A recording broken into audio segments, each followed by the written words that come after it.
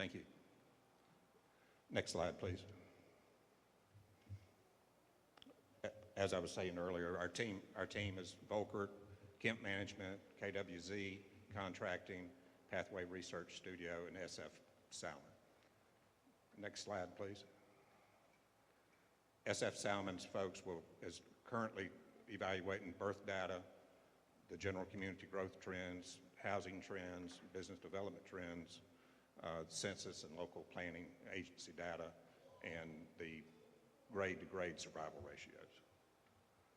Next slide.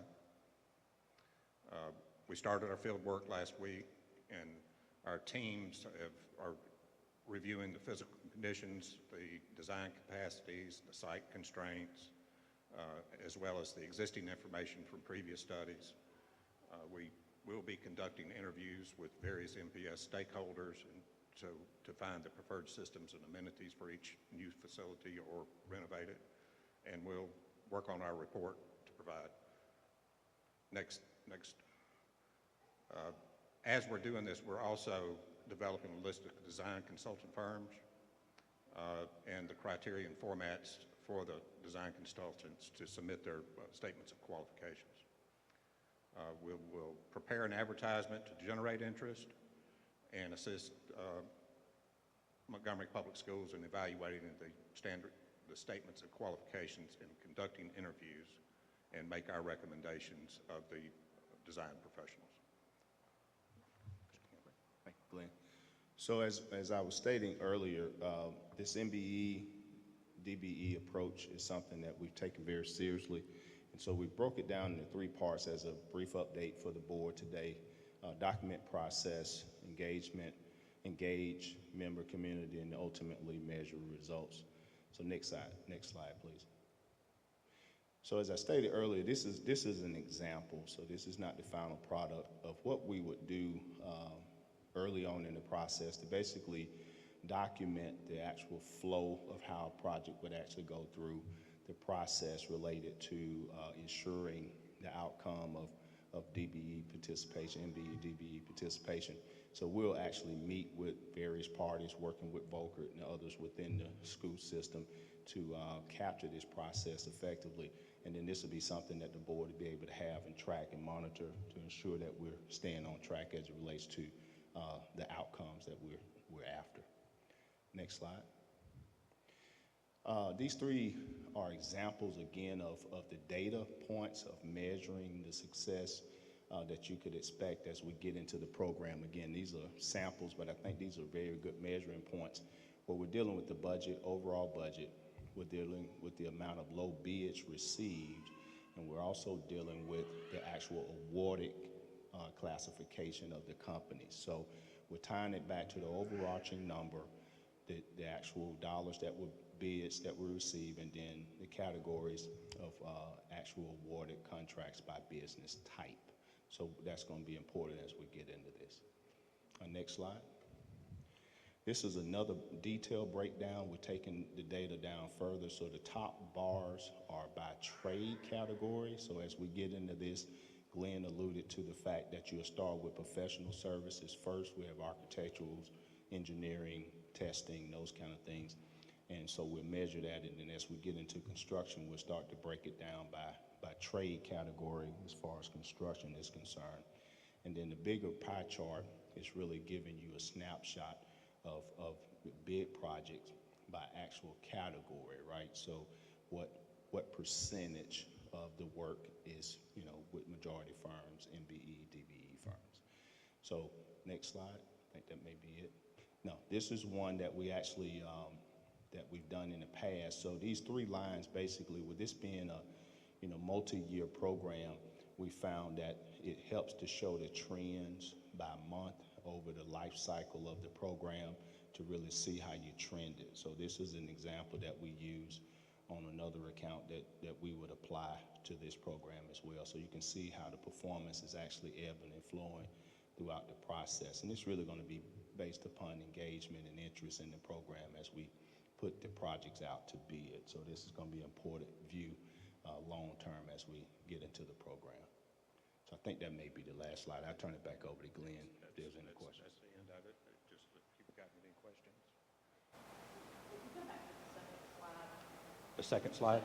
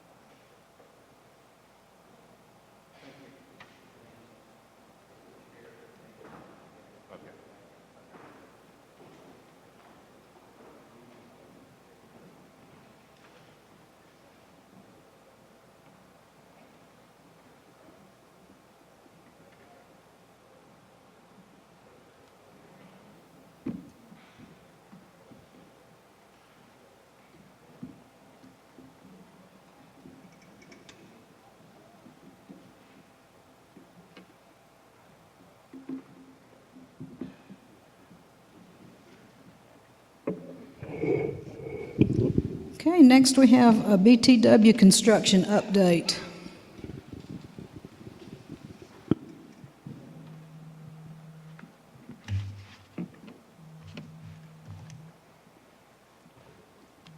And I think we do have the slide presentation for that.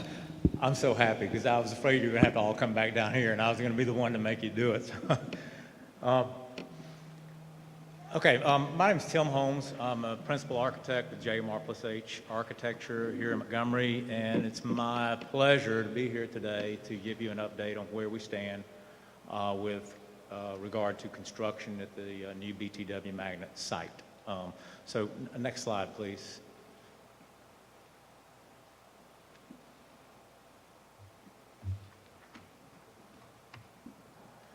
Okay, so what I'm going to do is talk to you a little bit about the site, give you an overview of the site plan, kind of remind you of what we're doing and what we're trying to accomplish out there, show you the renderings to refresh your memory about the buildings and what they're going to look like, and then we'll get into some aerial progress photos that we've had taken, and then I'll give you a little construction time and budget update, and then entertain any questions you might have. So, next slide, please. This was the master site plan, and for discussion purposes, let's just say north or straight up. And you see on the west side is the new athletic facility and the gym.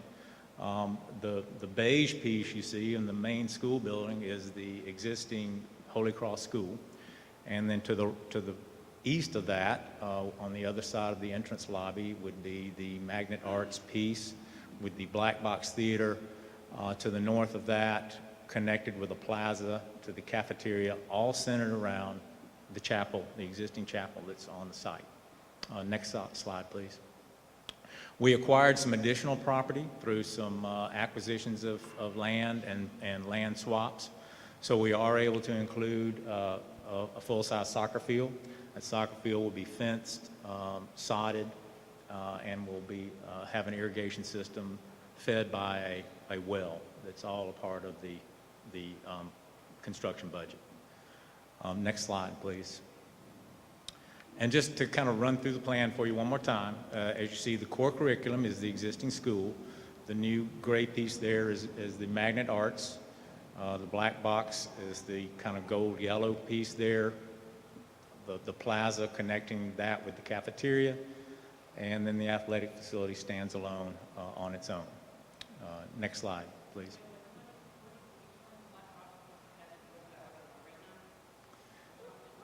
The black box?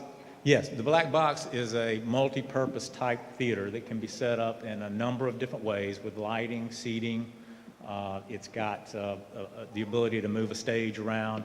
It's basically what a black box is. You can get everything you can in a regular theater, but it's more experimental. You can do different things. This black box also has a balcony that will allow students to be able to file in and sit in a balcony space, observing what's going on the floor of the black box, and in a teaching environment, understand what's happening on the floor while not being in the way of anything going on. So, okay, so this is the site. This is what you see coming down Bell Road if you're headed west. And the more traditional looking piece there is the core curriculum, and then to the closest traditional looking piece there is the new magnet arts. And as you round the corner there and you see a big box element there, you get into more of the performing arts beyond that, and you see a distinct change in design to reflect what's going on in performing arts versus more of the academic magnet arts. So next slide, please. If you'll remember, what you're seeing there is the black box and the band and dance studios. And again, they reflect more of the performing arts versus what's in the more traditional end, which is law and TV and things of that nature. Next slide. This is looking directly west into the black box band and dance area. And this is also be where buses drop. So that's what that long canopy is there. Next slide. This is the cafeteria that opens out onto the plaza. Our hope is that plaza turns into impromptu performances or things that could happen in that courtyard area. The cafeteria can spill out into that area for outdoor dining, and that becomes a very active and interactive space. Next slide. And lastly, standing on its own is a complete athletic facility with gym, locker rooms, weight rooms, and all the support that goes with those spaces. So next slide. So now I'll give you an update of where we are. This is the construction that's going on. Again, if you just imagine that straight up is north, you can see the core curriculum is actually the existing Holy Cross School. The magnet arts, as you come around, the slab has been poured, walls are coming up, and as you move into the black box, the slab has been poured. The cafeteria, what you see there in blue, they're getting ready to pour the slab. In fact, they may have already poured that since this was taken. So that's done, and they're currently working on the athletic facility, getting ready to pour that slab. What you see there in gray on the west or southwest, kind of in front of the athletic facility, will be the parking lot for the gym. And underneath that parking lot is where we're doing all our on-site detention for stormwater. And that water will flow into the underneath that parking lot and then across Bell Road and naturally into a creek that actually runs to a pond. So that's the overall kind of what's going on with the site right now. Next slide.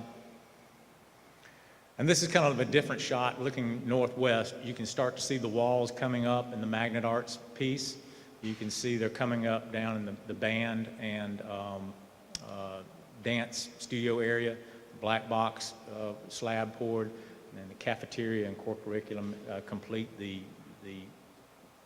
school proper piece, with everything again centered around the existing chapel that's sitting there, and the athletic facility is in the background. Next slide. Again, this is looking just directly opposite from the other side, looking back at the school, looking northeast at what's going on with the athletic facility, underground detention and parking. Next slide. Back corner, looking southwest. This is an overall shot of the concrete work that's going on in the black box. And again, you see the masonry walls coming up for the band and dance. That big box you started to see being formed there by the concrete block are the dance studio and band studio. Both those spaces will have a very high volume, open structure, lots of natural light in those areas. Next slide.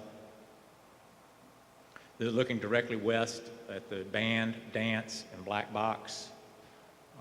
with the existing school kind of in the background on the other side of the courtyard. Next slide. This is standing in the front parking lot looking at the new core curriculum, which is be the more traditional looking part of the school. These walls are pretty much finished and about ready for brick to start. Next slide.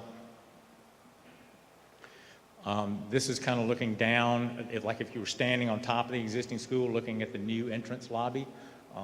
To your right would be the entrance to the school. You see the office, an administrative suite, and then the gallery for studio work, which actually opens up out into the entrance lobby, and it's a nice sized lobby that our hope is that that gallery spills out into that lobby, and that can also be used as part of a display area for student work. Next slide. And this is standing in the lobby looking back at the administrative piece and into the gallery area. Next slide. And this is part of the Magnet Arts curriculum. This is actually standing in the law area, mock courtroom, and that sort of thing. So I think that's the last photo. Next slide, please. No, I'm sorry. This is the, like we said earlier, the slab being ready to pour for the cafeteria. And then the next slide would be looking from the opposite side, the loading dock for the cafeteria. And then finally, this is what's going on with the athletic facility. Those are the footings and foundations that have been dug, poured. All the under slab stub-ups are underway, and they're getting ready to pour that slab next. Next slide. And then finally, from another direction, the athletic facility and underground detention. Next slide. Okay, so I think I've kind of told you where we are and what's going on with all these different buildings. I'm not going to run through this list of what we just talked about, but what's going to happen near term is we'll complete the masonry at the Magnet Arts. We'll start to erect steel. You'll start to see roofs going on, and they'll really start to take shape. The black box theater, the load-bearing walls will begin to come up like you see happening in the Magnet Arts now. Cafeteria slab will be poured, and then the load-bearing masonry walls will begin being erected in the cafeteria. And then the goal of the next phase on the athletic facility is to complete the footings, complete the under slab work, and get that slab poured. So that's kind of an update of what to expect. Hopefully when I come back and give you an update next time. Let's go to the next slide. I want to update you lastly on budget and time. We are currently under budget and on time, which is all, I know I could have just said that and walked out. That's probably all you want to hear. But we are currently, we had a challenge of how we spent the insurance money and the insurance settlement. I'm happy to report that we were able to get that money spent within the first part of the construction, right on time, and it'll be balanced out in August per the requirements of the insurance settlement. And I think we're at, we spent the $6.7 million on construction, and then soft costs get us over that $7 million number that we were looking at to spend on the insurance. Now the project will convert over to PSCA money. We've got the paperwork going today, as a matter of fact, to get that all converted over so it starts working off PSCA. So with that, I'd entertain any questions you might have or anything I can update you on. I'd be happy to. I'm just going to say how exciting it is to see those walls go up. Very, yeah. And on budget and on time. That's great. Yeah, Anybody got any questions? Thank you so much. That's great. Thank you very much. We're tickled with the project, and we're excited to see, and I'm excited to come back and give you an update next time. Thank you. Thank you. Okay, Mr. Anderson, let's add to the good news here, would you? Yes, ma'am. I think both of those were pretty good news. Volkert, we haven't had much with them. They've really wanted to get started, so I gave them some badges, and they've hit the ground running. So we haven't had a chance really to get any kind of reports, and I mentioned to them as they were coming out, you know, if they will give me their presentations, I'll make sure that gets in your packets each month with that. So if you've been by Holy Cross here in this week, you'll notice that those photos are pretty outdated because the black box walls are coming up. The contractors they're telling me that somewhere this month, we'll start seeing the steel going up with it as well. And they wait for the brick to go after the steel because they don't want to have dangling steel over the top of people laying bricks. So they're kind of working it in a circle and going around. So right now they're on the Magna Arts black box, and they'll hit the cafeteria, go to the gymnasium, and then by the time they get through with that, they'll be coming back to lay the brick and just keep going around in a circle with it. So it's moving along. The timeline is June of this next year, which would give us about a month and a half to get ready for the next school year, which would be good for our people with the logistics and all. And then one of the other partners in that group is working on the consolidation project with the central offices. So we paid the fees on those with DCM, got those taken care of, and that should go to bid here when we get back the documentation from DCM and their final review. So we should see that shortly.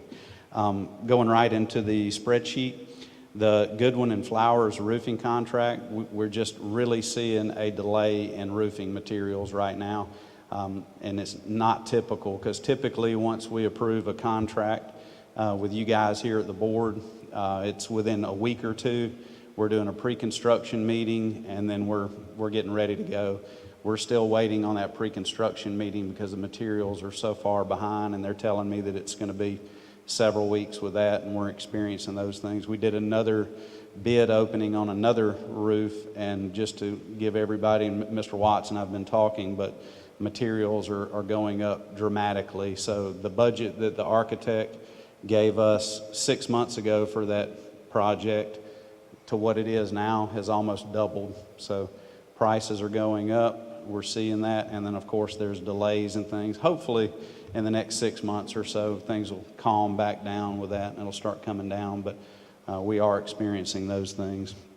The Brubaker HVAC, we are completing the inside work. We got the final bit of drop ceiling and lighting in today and opened up that. We still have to do the stairwells in some of that area.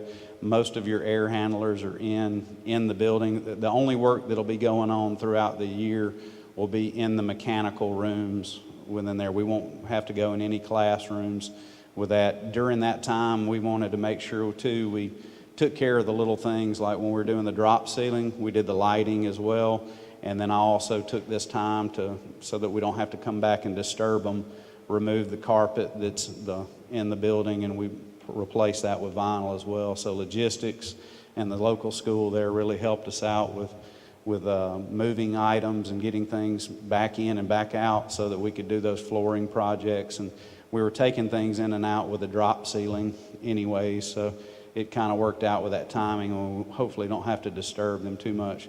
This is the most state-of-the-art HVAC we've put in so far, and hopefully we can standardize that. There is UVC lighting in the air handlers and ionization, so it is the most modernized technology that's in there, and UVC and ionization helps keep those ducts clean and the air clean that's coming out. So hopefully we can solve our air quality issues that we've had over the years there. Should solve all of that there at Brubaker Middle. As Tim said, everything with the BTW construction contract is on point and on time. And then the vestibules are wrapping up. We've seen a little bit of delay. We've got 3 or 4 schools that we're trying to finish the metal on, just a delay in the metal. So hopefully we'll have that in this week. But the main structures are in there. And then MPS Security is putting in the card access that we use to get into the buildings and upgrading the A phones on those as we speak, and we'll have that done shortly thereafter. So the big thing with it, a lot of the vestibules had that we added like a little security compartment with. We wanted to make sure that they had door access to let people in and out of the vestibule, but then also we wanted to keep the door access at the secretary or whomever's handles that right now in those buildings so we didn't lose any functionality with what's going on with those vestibules with that. The flooring at the various schools, you see where we are there with what's completed and what's going on. We have a couple left with Garrett and Seth Johnson. We did run into a little issue with Lee. There's a culinary arts room we were doing there with Mr. Davis and Dr. Marsh with a career tech. The flooring has started to come loose, so we're going to have to replace some of the subflooring and go back in and patch some of the areas with that and get that squared away, but we're wrapping that up rapidly. And then Volkert, of course, did their presentation. We look forward to meeting with them, with our capital improvement group, with our different people, and then we'll disseminate that information to you guys as well. And then we gave you some pictures with what we're doing with the parking lot paving and those different areas. You have Highland Avenue and Baldwin. They were kind of in that area, so we utilized that there. And then we paved a portion of Vaughn Road. We've got to come back and do the circle at Vaughn Road, but there's some concrete work that has to be done prior to that, and we're just having a tough time finding contractors that can complete that concrete work at this time, but we'll get that squared away as quickly as we can. And then we have several other planned at some point during this semester when we can get it in and get it done and not disturb the faculties and staffs of that group as much. So that's all I have tonight. Any questions I can answer? Any questions for Mr. Anderson? Thank you. It seems like we're moving at a good clip here. It's we're moving. It's getting there. Mr. Watts, time for some financial information.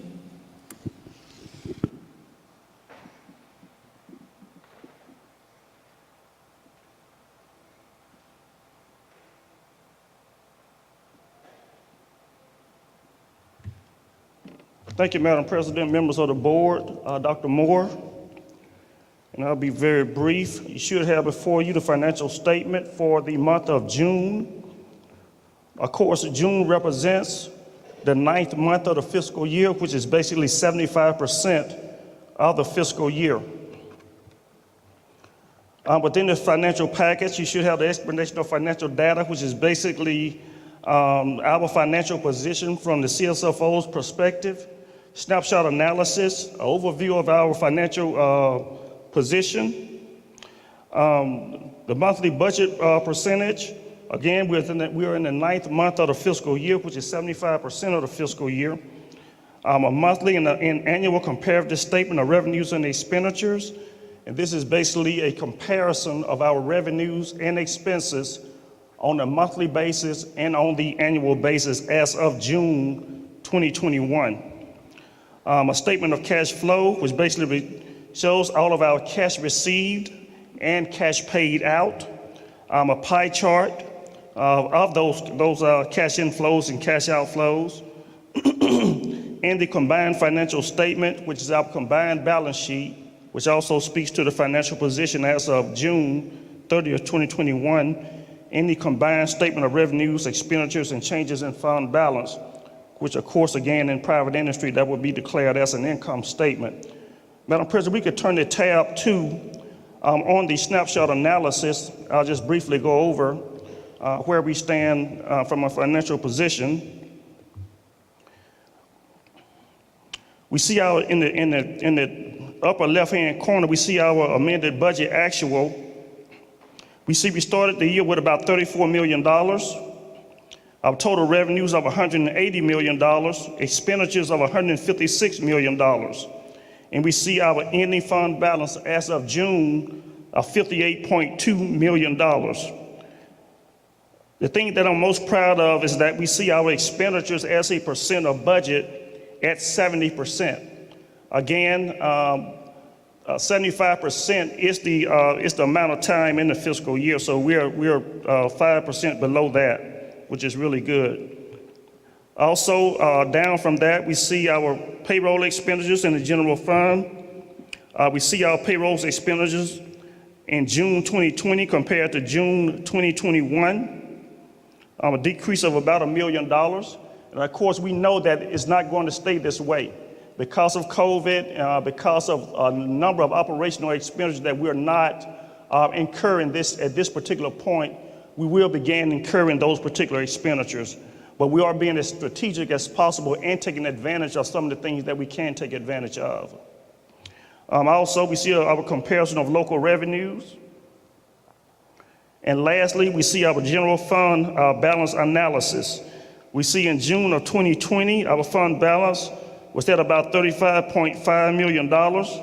June of 2021, again, our fund balance is at about $58.4 million. Our required monthly fund balance is about $18.4 million. And so you see that we're well beyond our fund balance, and we're projecting to have between 2 to 3 times our fund balance at the end of fiscal year 2021. Madam President. Are there any questions? I did note that our expenditures were down. That was a very little high point. Right. Okay. Thank you, Mr. Watts. Mr. Mitchell, I have a couple of things to talk about.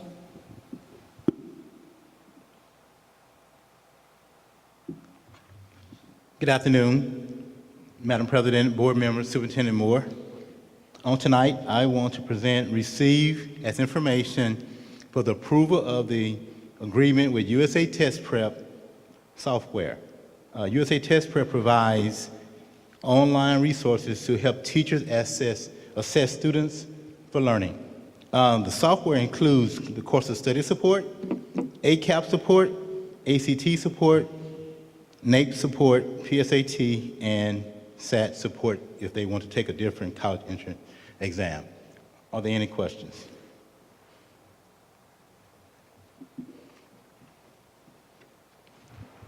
One question. Oh, goodness. One question.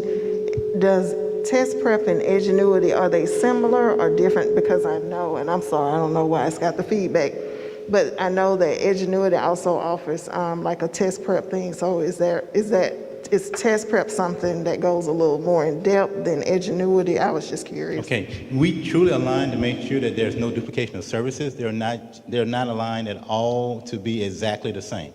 They do have some similarities, but USA Test Prep covers the whole gamut. Every assessment that we would embark upon, USA Test Prep has it.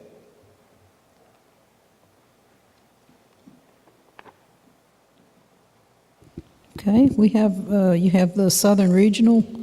Okay. So we want to present also receive as information for the approval of the agreement with SREB, Southern Regional Education Board.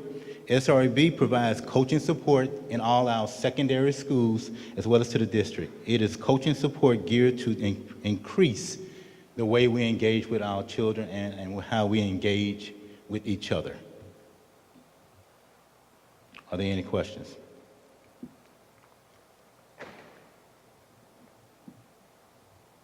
I don't think so. I think this looks like a good program, good contract. Thank you, ma'am. Strategic plan update.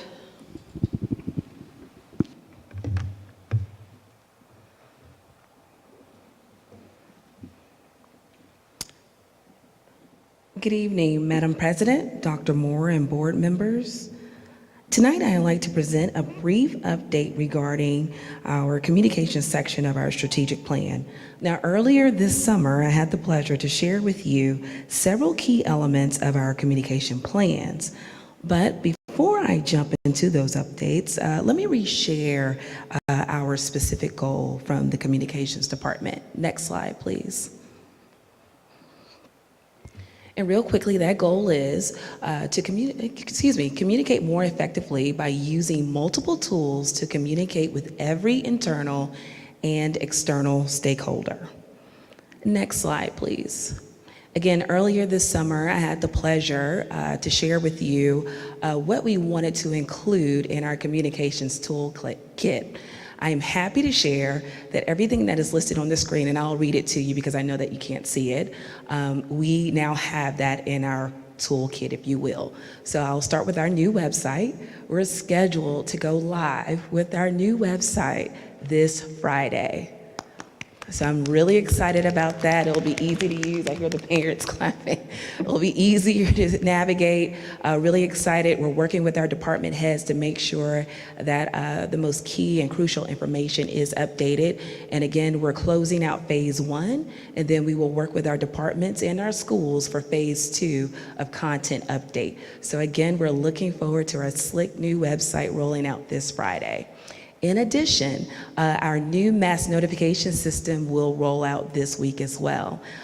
Previously, if you remember, we were limited in our outreach messages, basically limited to robocalls at the district level.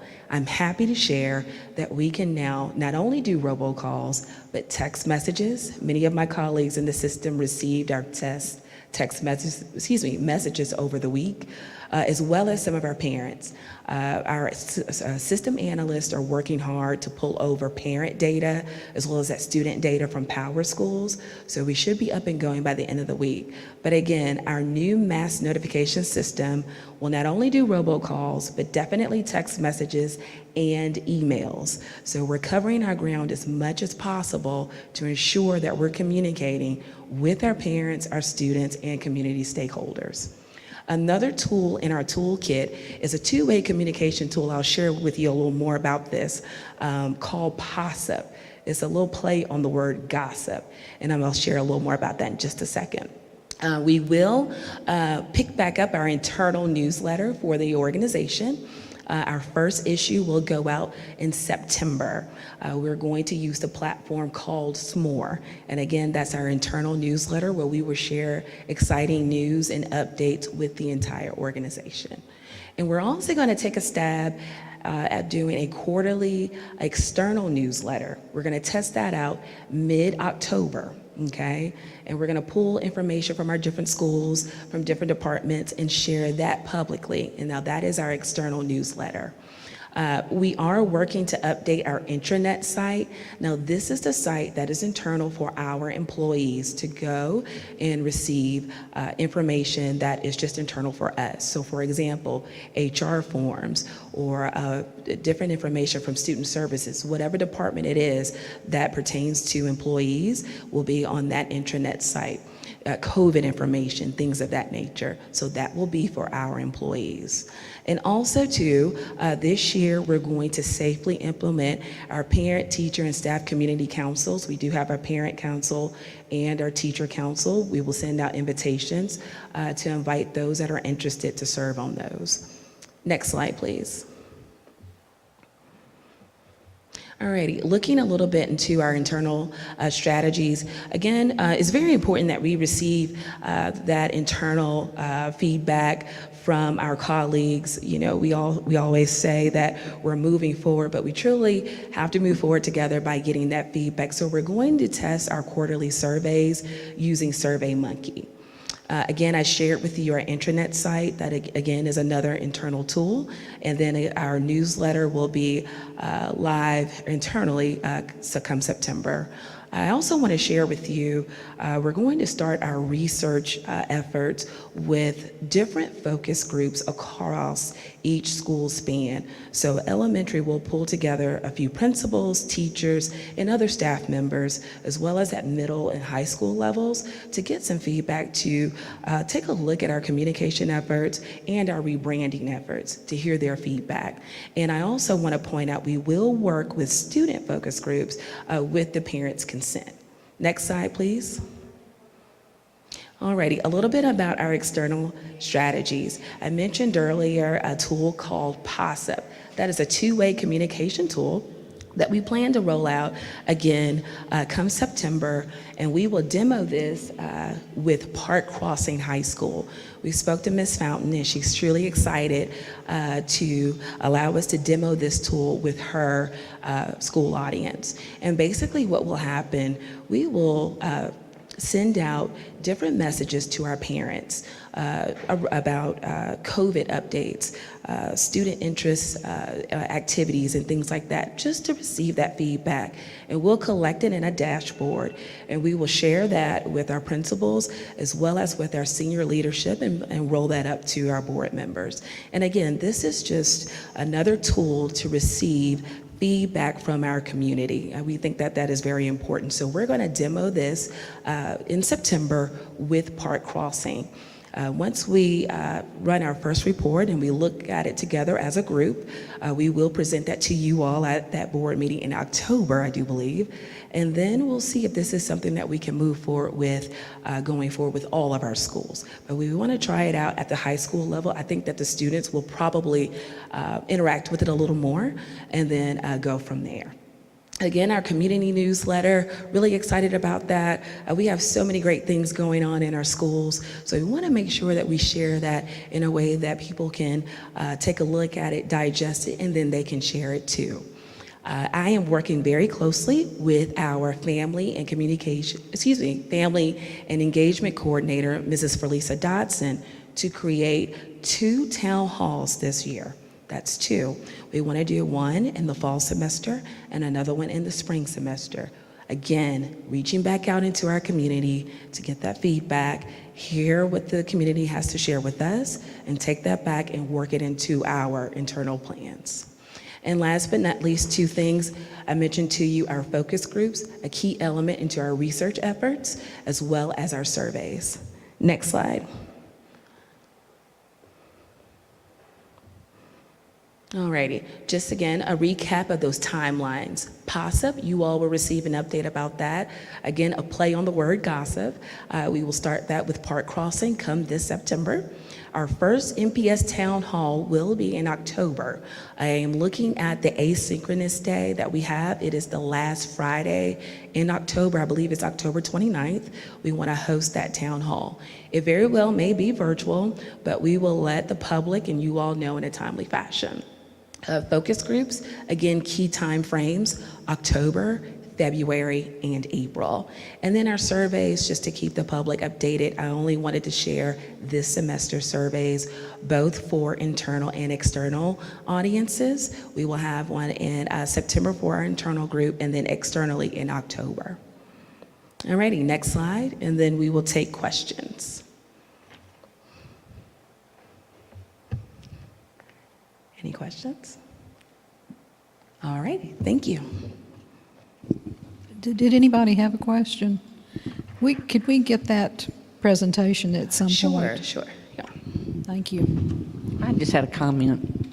I'm just glad to see you doing the town hall. I mean, it's one of the things I've wanted since I've been on the board, Okay. because I think more of the community should come and have a voice. I hope COVID, like anybody else, goes away so that it doesn't have to be virtual, but virtual is better than Anything? than nothing. Right. So I appreciate you doing that. Yes, ma'am, thank you. That's it.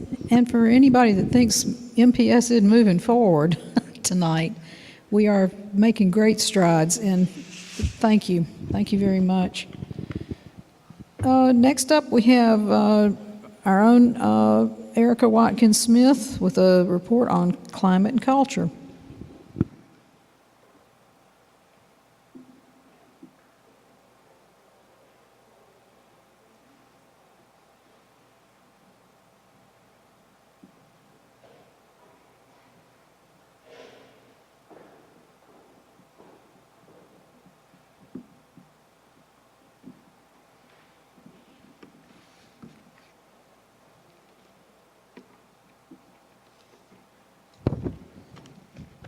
All right, good evening. I will keep this as brief as I can.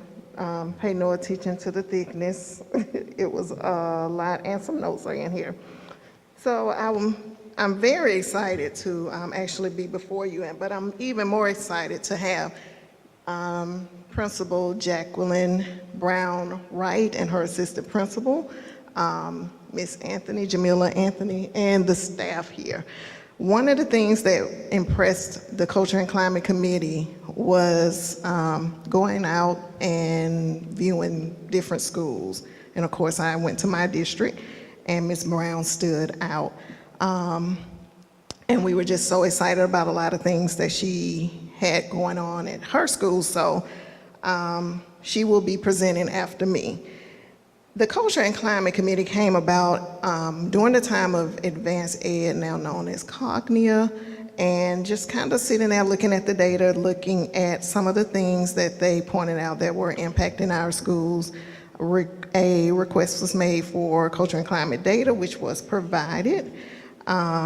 If you would take me to the first slide.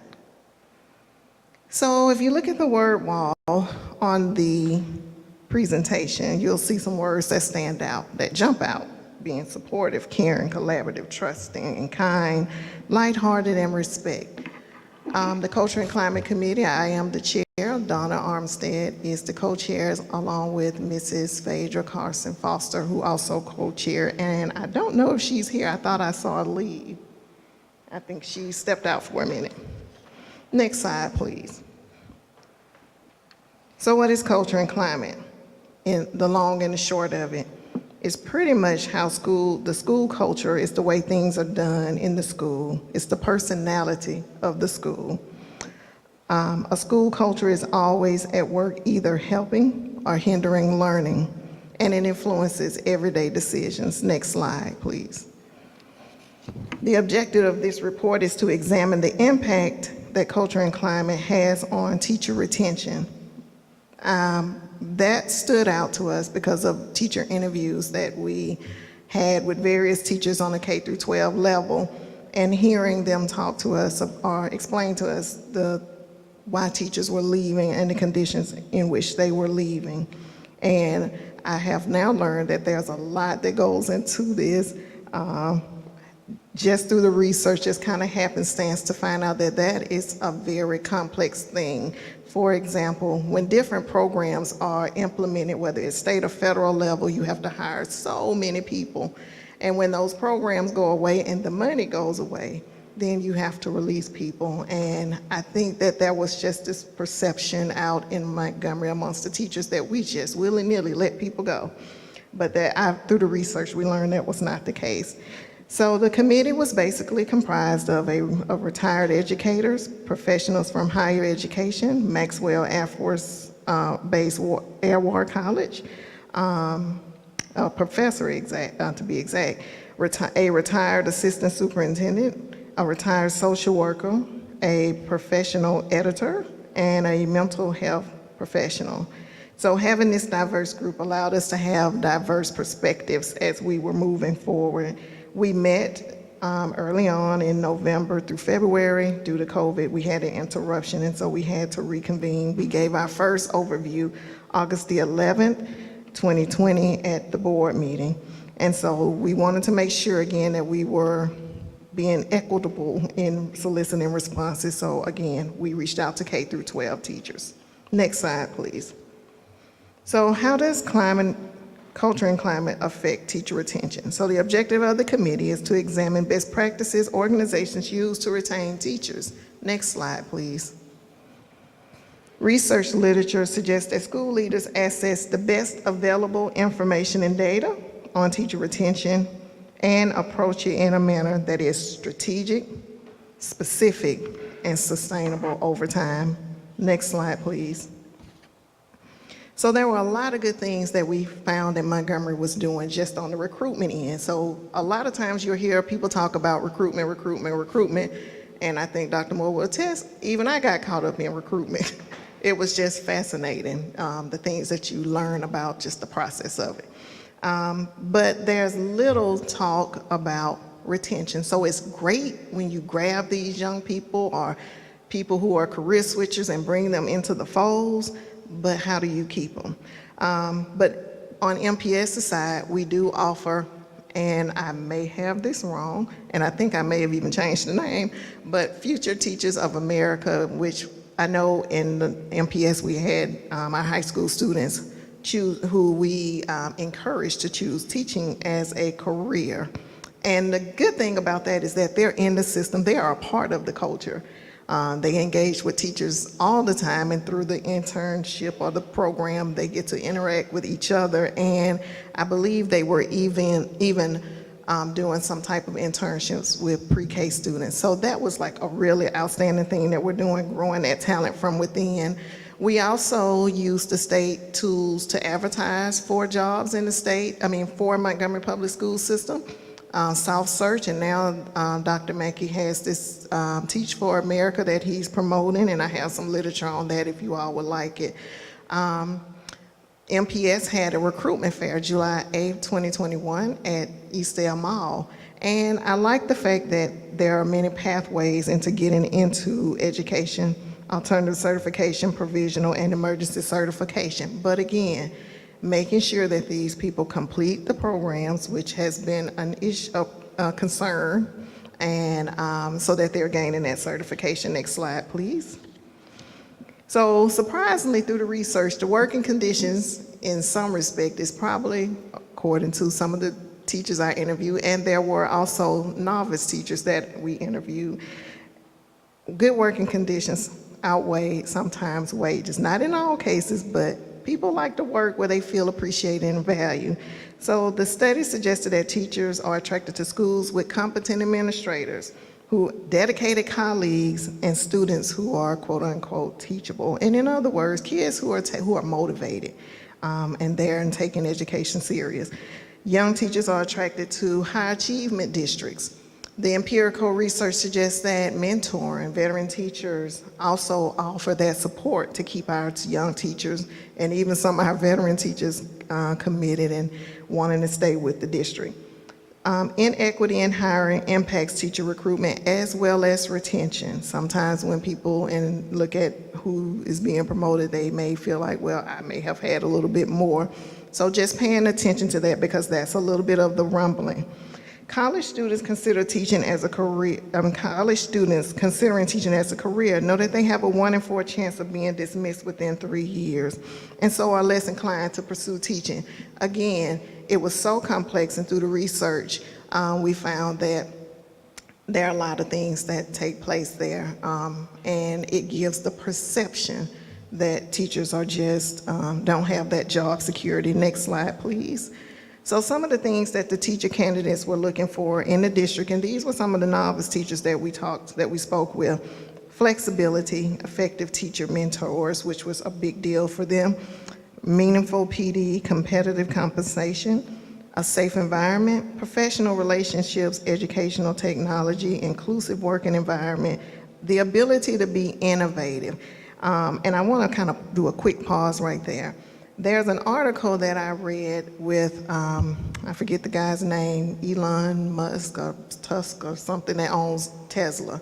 And one of the strategies that he used to really bring up morale and pull out that innovation and creativity was cutting out a lot of the hurdles or the steps to get to the person that you needed to get to make a decision. So for example, the people on the line may have just said, hey, instead of using screw A, we may need to use screw D, but they had to go through these multiple layers to get to the person, for the information to make it to the top person. And he literally just said, I want to kind of streamline that down. If people have concerns, I want them to come up and come straight to me, because his company thrived when there was a culture shift in that manner. He noticed that a lot of his employees on the front line or on the assembly line had a lot of innovative and creative suggestions to provide him. So again, effective leadership effectiveness, good retirement benefits, and that has hopefully been settled through the state. And they want to know what their professional obligations are. What is it that is required of me, and what are some things that we can kind of take off the plate? Next slide. The next 2 slides are actually just some things, and I'm not going to go through all of that, but it's just things for board members to keep in mind as we're listening to our personnel reports and watching the placement of teachers. And this came about, I think some of the board members expressed some concerns about it, so I did a little research, like, well, what should we be looking for? So that we'll kind of be better informed. Qualifications and experience was one. Current and anticipated shortages. What percentage of teachers leave during the academic year? Where do these teachers leave? When do these teachers leave their careers? What percentage of teachers are in their first year? Because that has a direct correlation on the student achievement and can shift the climate and the culture in the school. The next slide, please, talks about equity, and then going back to review some of your previous recruitment efforts in the district. Next slide, please. Some of the issues, and these are actual teacher concerns that they, and forgive me, my computer and I had a battle with a lot of things, but there were a myriad of things that teachers shared with the committee on some of the things that they felt were impediments to their progress and wanted to make sure that they were addressed. So I won't read through them all because we all are able to read that, but they're in the presentation. Next slide, please. The next slide provides some best practices that should be considered to retain teachers. And here are 14 research promising best strategies for placing high-quality teachers in classrooms and keeping them. One of the biggest things that resonated was definitely collecting data. And so what I heard from Jay today is putting out those surveys. You have to know what the temperature is on the ground or out in those schools, and talking with the community also helps. And also getting that community support. Based recruitment efforts on data, increase the pool of candidates, include vital partnerships. Evaluate your plan regularly and invest in growing your own, and encourage colleges and universities to customize their teaching programs, and definitely improve school culture and working conditions. And so number 12 kind of stood out to the committee, and we were like, it would be nice if, and I'm sure maybe that's happening, we didn't know at the time of the research, but it sounds like some good things are happening. But having each school to create a culture and climate plan that they're committed to, and will make sure that they hold each other accountable to that plan. Next slide, please. So sustainability, what action steps should be taken? So based on the research, webinars, board trainings,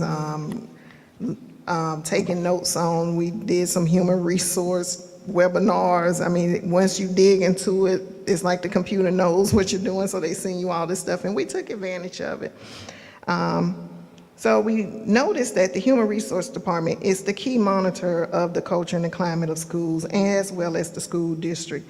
And it is the responsibility, based on the research, for HR to do a data analysis and devise a plan to grow the teacher base and to address issues that would make the school working environment healthy, safe, equitable, and a supportive environment for all of its staff, and to further strengthen the teacher retention. The plan should be responsive to the needs of employees, moreover responsive to the needs of teachers in the district, and in an inclusive and equitable way. Next slide, please.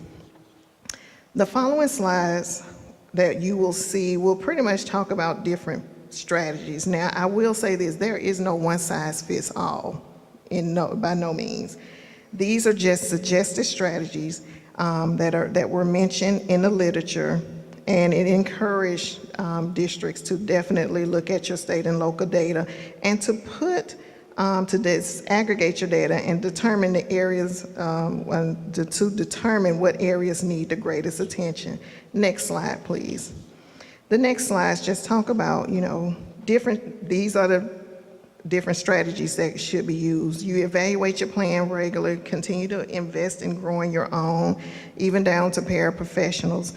Include building level staff in the hiring process. I know that our principals do the hiring, but making sure that when the candidates come in, they are able to see themselves in that school. So making sure to diversify the staff who's involved in the interviewing process.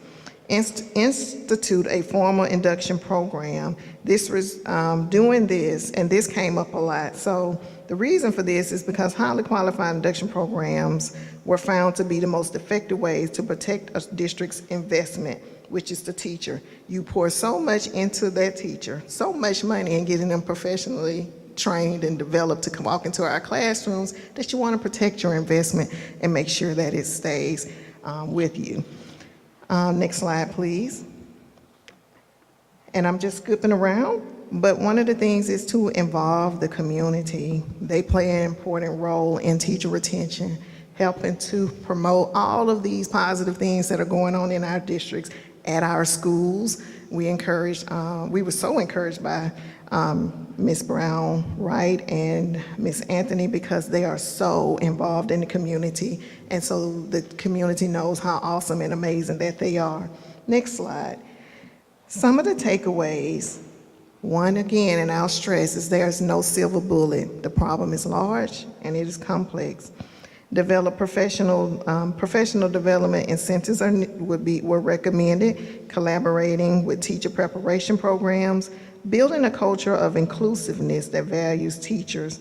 Exit interviews and surveys were needed, and one of the things that came up was retaliation. So the committee said, maybe a professional development where everybody can learn what constitutes retaliation, why it happens, and how to prevent it. And again, turnover is costly. At the most, it impacts the student. Next slide. Leadership focus on students. I kind of like that. Research shows that when you have highly qualified, effective teachers in the classroom, the student achievement, social well-being, and confidence is a guaranteed outcome. Allowing teachers to have creative input and valuing their voices increases the probability of retaining these amazing teachers. Next slide, please. This is just a little overview of how the data we collected.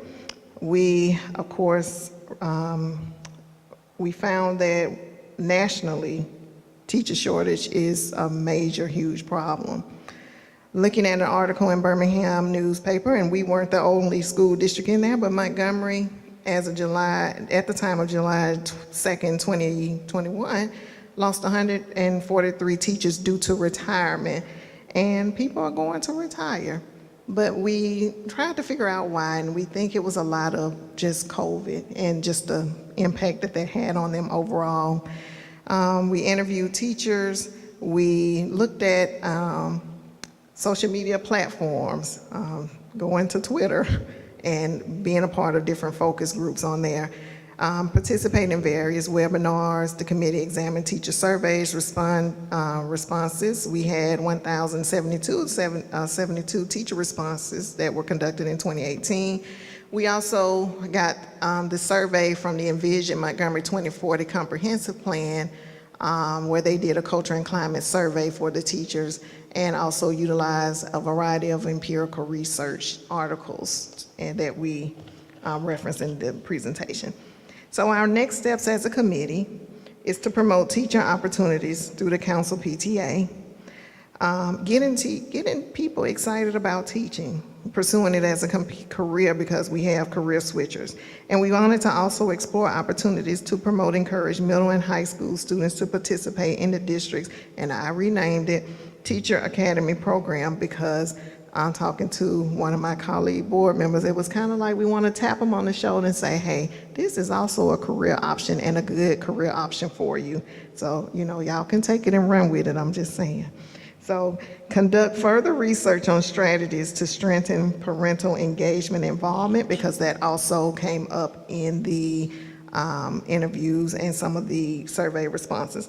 The next couple of pages, and you don't have to go to it, whoever's operating the slides, it's just a general demographics, shows you the demographics of our district. We tend to be highly female, high African American, low African American males, high African American females, about average with white teachers, females, and a very low average with males. But it's some demographic things, and I included that in there because I heard a board member, read a board member wanted to know what the demographics were at each school, and that link will provide all of that information for you up to 2019, 2020. So that's just kind of FYI, and that's my presentation. But I want to say this. I am just so excited about what I heard from Jade. We're moving in the right direction. I hope that the teachers are excited and ready to see these big changes happening in the district. I want to commend Ms. Brown, and if she and her assistant principal and any staff would come up, I want you all to really, and if you will, board members come down, you'll have to see it to believe it. She has a video in there as well, so that's why I'm asking, as well as her presentation. And so we're going to get our steps in today, if you all don't mind just kind of catching a seat out in the audience.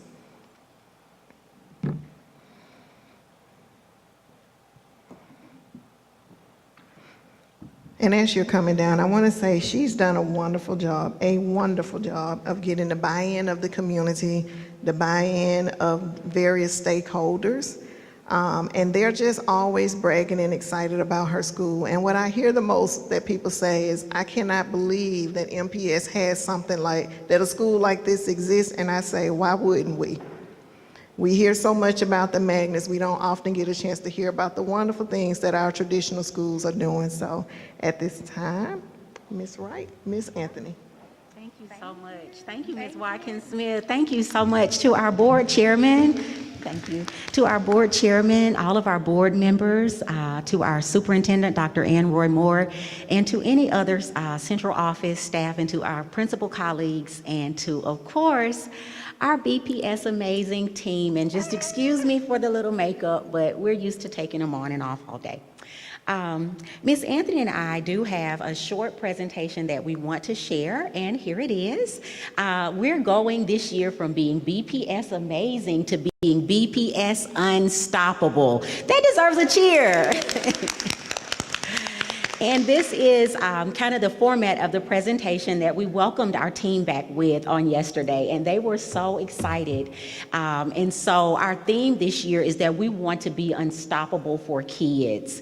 And we provided this PowerPoint. You do have it electronically, board members, but if you would like to, when you get it in hard copy format or pull it up on your computers, you can take your phone and scan that QR code, and it will take you to our school's Facebook page.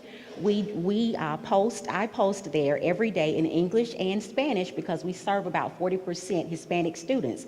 Now, I don't speak Spanish, but if I don't connect with that part of my student body, I lose 40% of my data off the top, and that can't be at our school.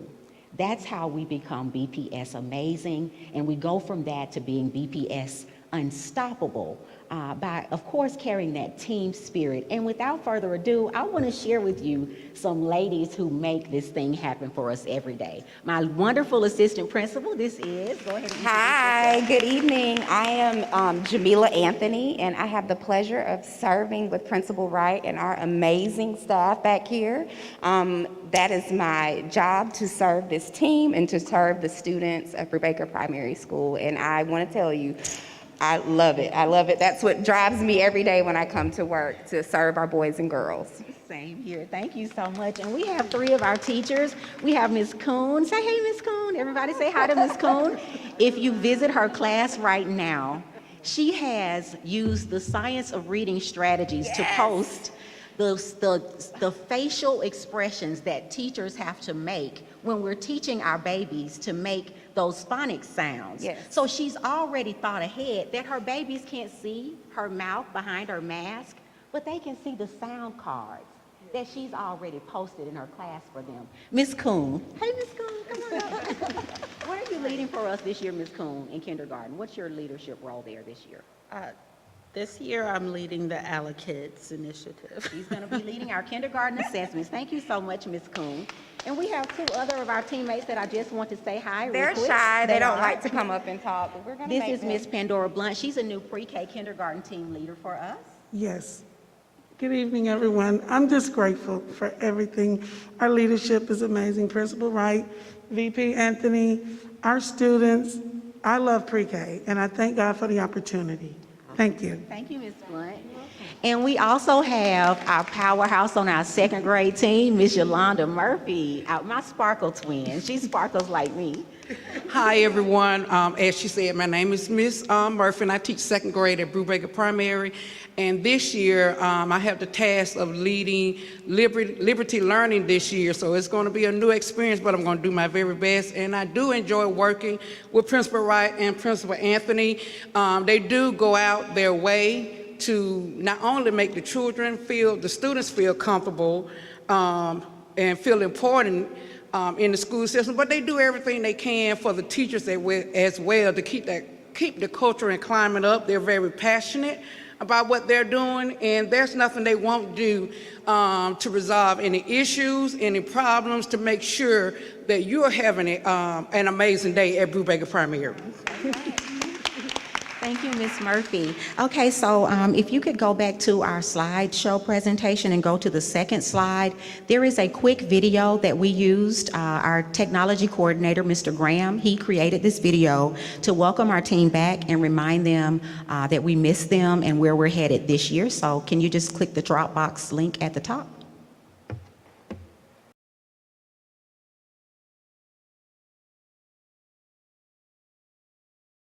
Page. The video is there now, and you can go on our Facebook page and check it out. Keep going, sir. Next slide, please. Oh. You had the video. We love technology, and we're very patient with our little ones at Brubaker Primary School. Imagine on Monday, we're going to go back one, please, and click the Dropbox slide. Thank you. Imagine on Monday, we'll have ones pre-K through second grade, and some of them have never experienced school before. Go ahead and click the Dropbox slide for me, please. Click the link and play the video. I'm just talking until you get it started. Thank you. But they'll come to us, and some of them have never experienced school. They don't have a prior concept. Okay, the video isn't working, and that's okay. You guys can catch that on another one. Go on to the third slide. Well, there it is. You just need to scroll it up. Yep, there it is. I believe my mentor, Mrs. Carnegie, might be back there praying for us. Volume, please.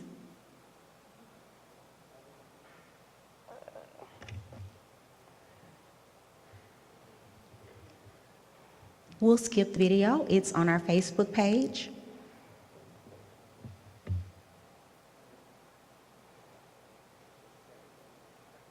It's fine. That's fine. They can skip it. Go to slide 3.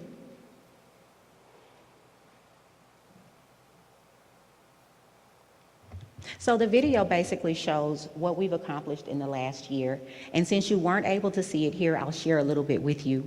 Our superintendent, Dr. Ann Roy Moore, nominated us for Class Banner School of Distinction for our work with STEAM. We were also I was nominated as Alabama's 2021 Distinguished Educator of the Year, and I won. Was recognized by Alabama State University and Phi Delta Kappa Education Sorority. We also have been featured in the Hershinger Report. That is a national news article, education news article, a journal that focuses on schools that maximize equity for all students. So it's only a newspaper that focuses on these schools that do great things for kids and, of course, build equity for all. In addition, we just found out today that we will be featured or interviewed by USA Today, September 8th. And we have also had the pleasure of training in one day teachers from countries as far away as Qatar, Montreal, Paris, France, name some more, Ms. Anthony. So just all over. We've had, it's Australia, we've trained them, and we've trained them on the implementation that we've used this year of artificial intelligence to teach students to read in a pandemic. And we had 50,000 minutes of one-to-one reading intervention for our boys and girls. We closed the reading gap from 18% proficiency to 34% proficient in a pandemic. That happened for us in a pandemic on our STAR reading assessment. And those are the assessments that the State Department looks at for second grade reading proficiency. And as you know, we are facing the Alabama Literacy Act. And because we are under that law now, that was one of the key reasons that we chose to use Amira, which is that one-to-one reading intervention software. This is our team at Brubaker Primary School. We have about 80 teammates that we serve, and that's very unusual for an elementary school. We have a very large team, but that is because when you have smaller children, the class sizes are smaller, and we have pre-K aides, and we have 2 nonverbal units where our students are unable to speak and have severe special needs, and so we have a large team to serve them. And a large team means we cannot have a leadership team of just 2. It also means we can't just have a leadership team of maybe just 1 teacher on every grade level. Next slide. We have to have a very large leadership team, and this is our team. I'm going to step away. Well, I don't want to step away, but Ms. Anthony, go up and tell me the headings if you don't mind, so they'll see what our team, the heading. Administrative support team, grade level team leaders, We have AMIRA team leaders, a writing team lead, because our school has 2 first-grade teachers who have developed a year-long comprehensive writing program so that all of our students in pre-K through 2nd grade will learn how to write before they enter 3rd grade. Our teachers wrote a full-on year-long writing program, word for word, for our students to be able to be taught writing. They created something that wasn't there, so amazing could happen. Our teachers did that at 1 word and 1 request. The only thing I asked was, make it amazing. One of my mentors, and one is here tonight, Mrs. Pat Carnegie, who retired from our school district after teaching and being a principal for 43 years. I had the fortune, the great fortune, of teaching under her my very first year of teaching, and she's never left my side after 20 years. She's here tonight. I didn't know she would be here, but she's here tonight because she even believes. I looked up one day and she was in my school with popsicles for all of our boys and girls, all 650 of them, because she believes. Leaders, great leaders, they build capacity. Our school is nothing with just Miss Anthony and I there. Our school is nothing with just the adults there. We are there for children and children only, and that is how we can get this work done. We are a team. We do not call them grade level departments or department chairs or grade level chairs. You are the team leader because our words matter. What we call ourselves matter. And if I expect my team to operate as a team, I have to call them one. I have to model that for them each and every day, even if it means Miss Anthony and I are lockstep, hand in hand, walking down the hall, giving them those clipboards to get through all of the district-wide training that they had to have today. Yes, our teachers deserve to have bookmarks that say, we love our BPS amazing teammates. Yes, they deserve to have clipboards that have their paw print on the back to remind them while they're training, this isn't about you. This isn't about you. This is not about any of us in this room. And Ms. Watkins-Smith, I'm all off of my presentation. I'm on it? Okay. But this is not about us. It must be about children. It must be. Next slide, and I'm almost done. Next slide, please. Next slide. So when we welcomed our team back, if you go to our, thank you. When we welcomed our team back, if you go to our post from yesterday, where we shared some of the excitement and some of our team building pieces, our teachers had a balloon icebreaker. And we gave them, Miss Anthony and I gave everyone a balloon, and they had to all hold hands. They were trepid about it at first because of course, COVID, but we gave hand sanitizer. They had to hold hands, and they had to keep the balloon in their hand. And then when I said go, they had to release the balloons into the air, but not let go of their teammates. In order for that activity to work, and the takeaway is, we need each other. We need each other to keep all these things, this baggage we bring to work, in the air and out of the way while we're working with kids. We need each other. We need to be connected to each other so we can keep all these kids in the air and don't let a single one of them fall. Our teachers got it yesterday at Brubaker Primary School. They got it. Next slide, please. Next slide, keep going. Again. So our essential question yesterday was, how will our teachers' work this year align with the education quotes we gave them? And basically this was to start a question with them about what they needed to let go.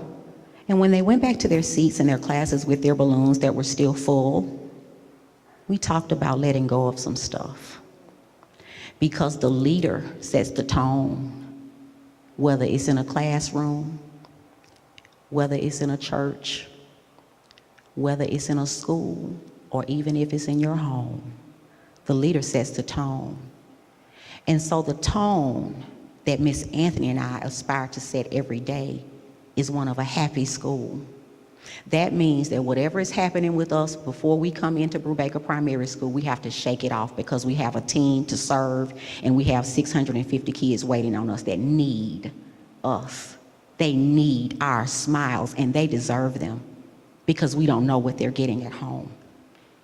So we come to school to serve, and we had our teachers release that weight that was symbolized by that balloon. We told them to think of that thing you need to let go so you can be your most amazing self and be unstoppable for our babies this year. We let it go at Brubaker Primary School yesterday. Let's keep going. And we're looking for our woe. Everybody in here that knows anything about Brubaker Primary Schools knows our school's word. It starts with the letter A.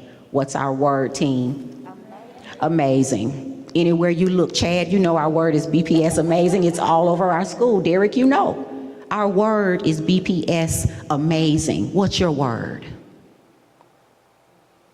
What is your word for children?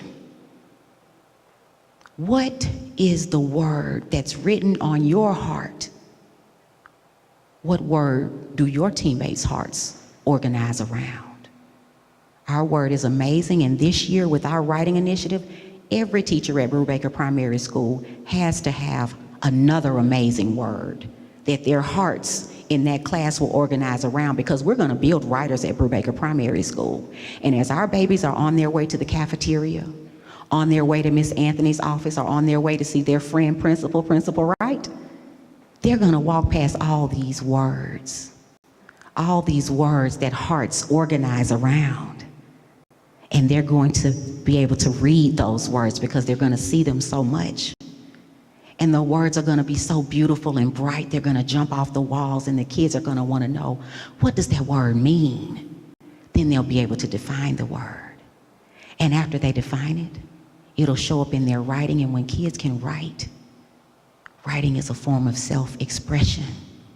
We learned that at Brubaker Primary School. Our kids read all day. That is input. What are we allowing them to express? Have we forgotten the importance of allowing children to express themselves? They deserve to be heard. Next slide, please.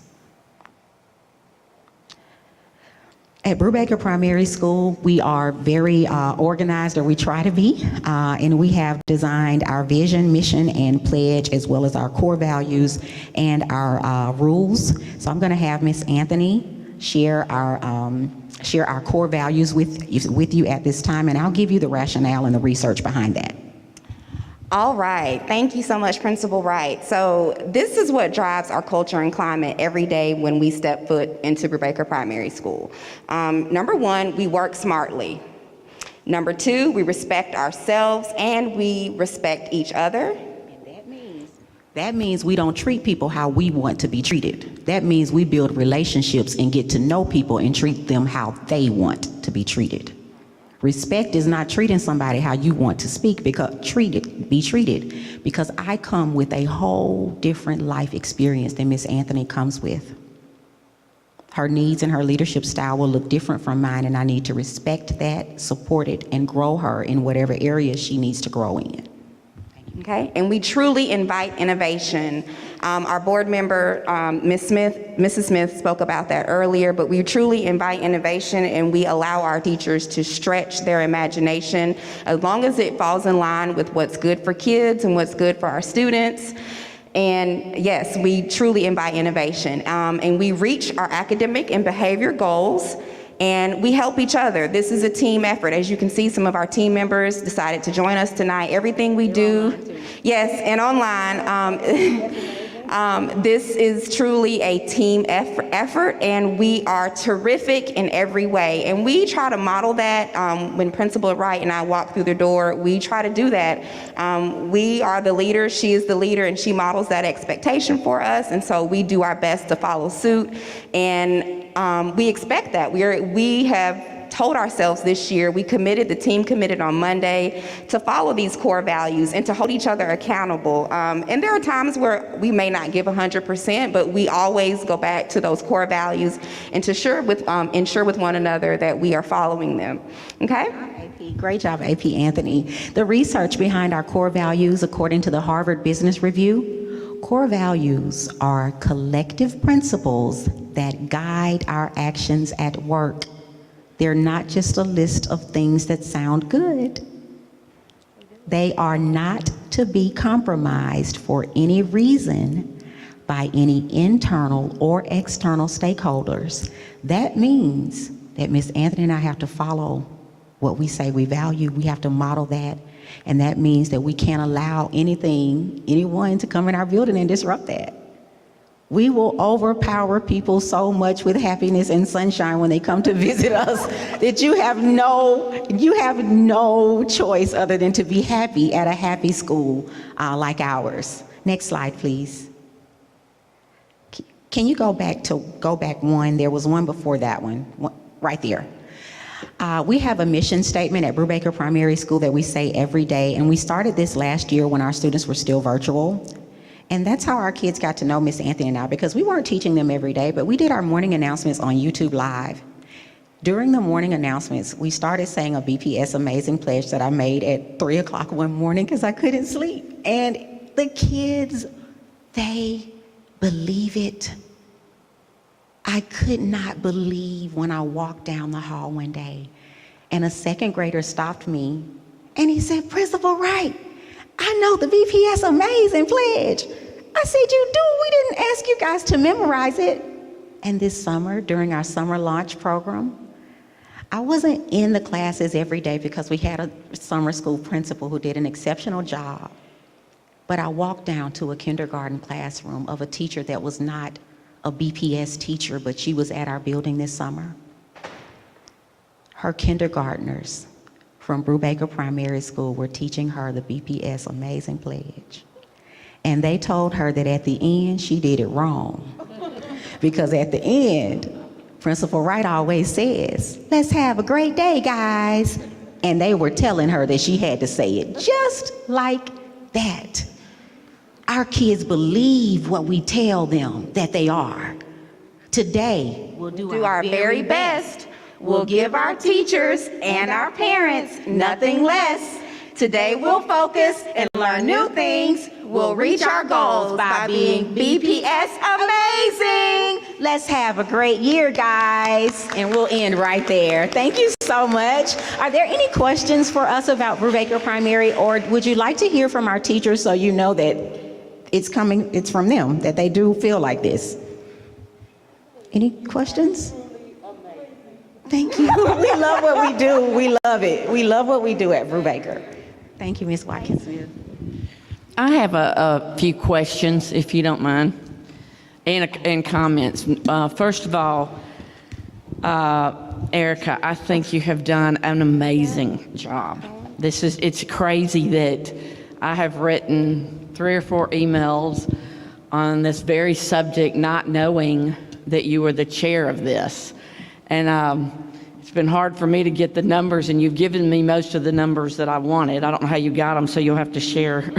You will definitely have to share that, because I just want the numbers on leadership too, as far as principals.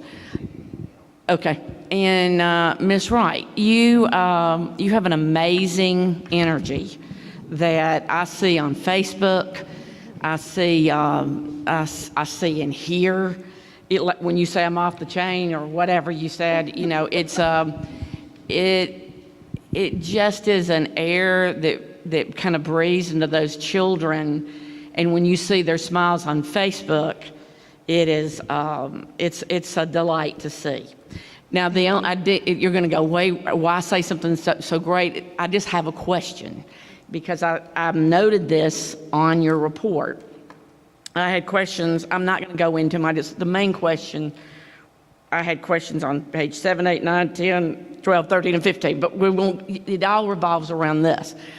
You nailed the questions that I have wanted asked.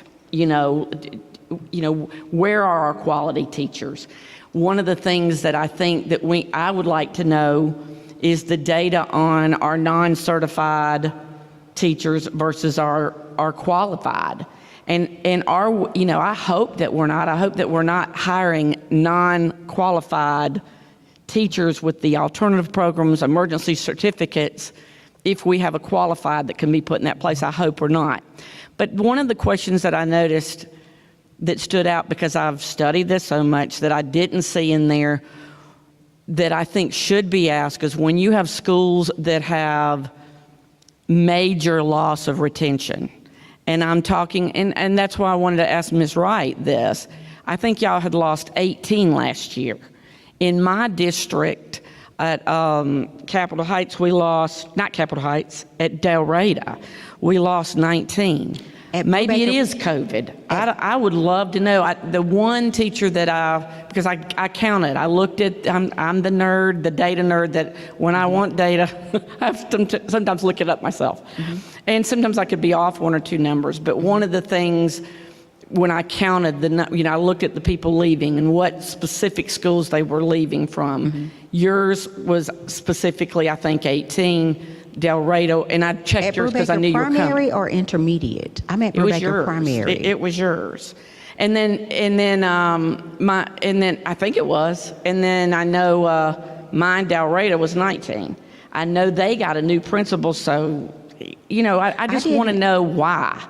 I know one of the things that you brought up was retaliation. Our president asked me last week, retaliation against what? I hope she'll go to lunch with me one day and I can explain that.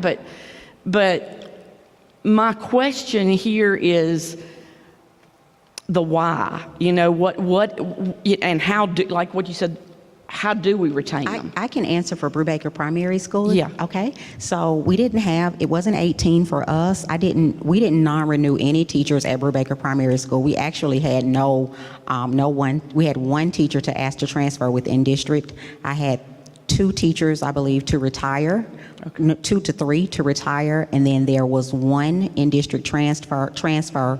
2 teachers moved to Huntsville, and 2 teachers moved when they were commuting 2 hours away. When vacancies opened in their hometowns, they moved back. So really, there was only 1 in-district transfer at my school, no non-renewals, and several retirements. It may have been intermediate then. It was definitely not my school. We pride ourselves on keeping our teammates. And I wouldn't want to leave your school. They don't. The teachers don't. We don't have any vacancies. That stood out was the fact that you do you're very creative. The balloon, the little things that you do are exciting to me. Yes, ma'am. And so it's not us with 18. It was definitely not Brubaker Primary School. We pride ourselves on our high rates of retention, and we were committed to not non-renewing anyone. We value our teammates at Brubaker Primary School. We invited 100% of our teammates back because of their dedication and their selfless sacrifice through COVID-19 to teach our babies. And not only that, to be great teammates to Miss Anthony and I and the ones that are still there.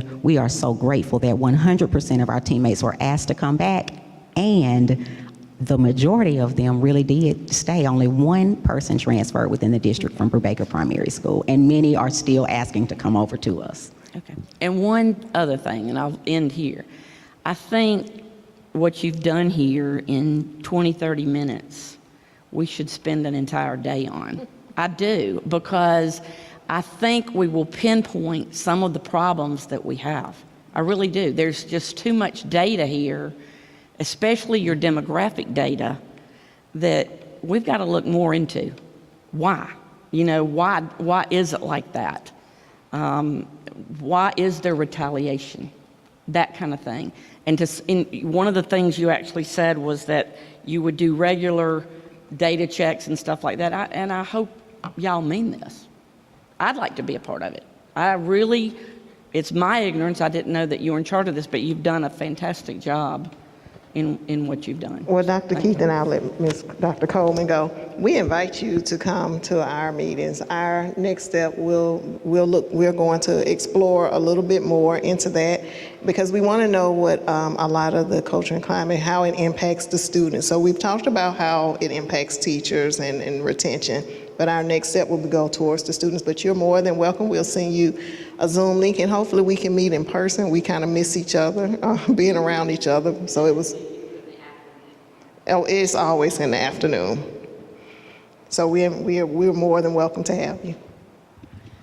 everybody. I know it's been a long evening, so the notes that I have written, I will not go through all of them, but I would like to echo Lisa, Dr. Keith, in that this has been an amazing presentation from both our fellow board member and our wonderful administrators at Brubaker Primary. I wanted to highlight the statement regarding leadership that is focused on students, recognizing that many of us said that in our campaigns, and you hear us saying it occasionally, but whether you are a board member, a superintendent, an administrator, a teacher, a parent, a business person, we need to recognize that the work we do is aimed at making certain that our students are able to be the best that they can be. That's right. And Yes. they can be their best if we show it to them. That's right. They must be able to witness and believe that these things are possible. And that's what the culture and climate, movement is all about. So I'm excited about the work of the committee.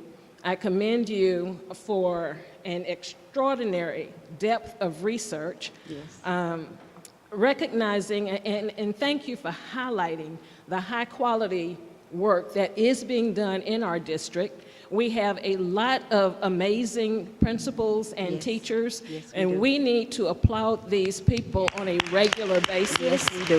Yes, we do. That will go a long way. A lot of people, hear negative thing. Yes, sweetheart, I apologize. I am not going to ask a question. They were all comments. We have high-quality teachers. We do want to promote them as often as we can, and we cannot tell your stories if we don't know your stories. So if more will share with us who you are and what you're doing, we'd appreciate it. We need to highlight what we're doing well, and I told you I wasn't going to read all of this. Let me go back to the one important thing that I really loved, and it was where you talked about, I think you talked about us being strategic, and you went back to old school, those future teachers of America. We need to reach as far back as high school because we have some brilliant young people out there. We don't need for them to go away from us to earn a living or to make their lives. We need to return to catching them where they are. We need to do more collaboration, and I already know that we are engaged in collaborative efforts with a couple post-secondary schools. So as we strengthen those collaborations, we look at the fact that we have multiple pathways to getting teachers into our building, the importance of mentoring, and thank you for highlighting the connection of culture and climate with communication. They go hand in hand, and I am looking so forward to how we continue to move forward as we collaborate, as we refine and develop culture and climate in our individual schools, among our staffs, and in our community. Thank you. Applause to each of you. Do either one of you, I'd like to say something, but I'll yield to either one of y'all if you have something you'd like to. Nope, nope. Erica, that was amazing. That was a great presentation, and you did hit the nail on the head with so many things. And to anybody watching this, I cannot tell you how much MPS is moving forward, and we're attacking problems. Brubaker Primary is the example that we want to see in every school in Montgomery County, and that's where we need to go. It's all about the children, and we're going to keep that in mind. I just wanted to echo that this was an amazing presentation, and I just want to tell the Principal Wright and her team that they are truly amazing. It reminded me of what school used to be like, where there was school pride, where not only did you learn who you were and what you had to do, you felt that you were loved. That is the key. Students should feel that school is a safe place. And I can tell that students truly feel safe at Brubaker Primary. And the safety is in the love that they feel from the teachers and the staff and everyone who works around them. This is a beautiful thing. We need to clone this and place it in every school. This is what we need. Thank you so much, Erica, for bringing them to us. This was simply amazing.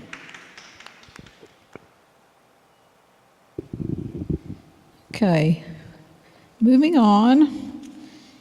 Our next is a request for a proposal for superintendent search firms. And I want to take just a minute because everything tonight has been so positive, and I want to bring you up to speed that this is also very positive. Dr. Ann Roy Moore she came here 3.5 years ago for 6 months. And she had the opportunity to stick around for a little while because there were some real challenges here. And I'm here to tell you that she tackled each and every one of those challenges that has gotten us to a night like tonight, where we have really good news everywhere. You know, our facilities are being updated, our teachers are, you know, it's beginning to come around that we have exciting schools. Our finances are in amazing order. Our curriculum we've got, our test scores are increasing. We are fully accredited. We have been released from intervention. And Dr. Moore is entering her 50th year in this profession. And I don't blame her for wanting to rest. And she's guiding us, I hope, through the next phase to have a organized, smooth transition to our next phase. And I'm going to turn it over to you at this point, Dr. Moore. I just want to say that hearing all of the different reports, and we've added a lot of reports in the last 2 years or 3 years, we've added reports to our agenda for our board meetings. And one of the reasons I wanted to do that was so that the board could constantly hear not only about the finances, about test scores and that kind of data, the committees that are working, operations, things that are going on a daily basis in our school system that I found when I first came here that our board was not able to hear. And so we gradually added those things over the years. And I think tonight was a good example of how much information you actually do communicate and share at a board meeting, so that you not only know about just what's going on in your district, but in the school system as a whole, because when you're elected to the board, you represent everybody. Even though you're elected by the people in your district, you actually represent all of the children in the communities that are in the MPS vicinity. So it's been really great. Quickly, I want to say I've enjoyed myself here in Montgomery. It has really been a challenge. Luckily, I like challenges. I have them every day of the week.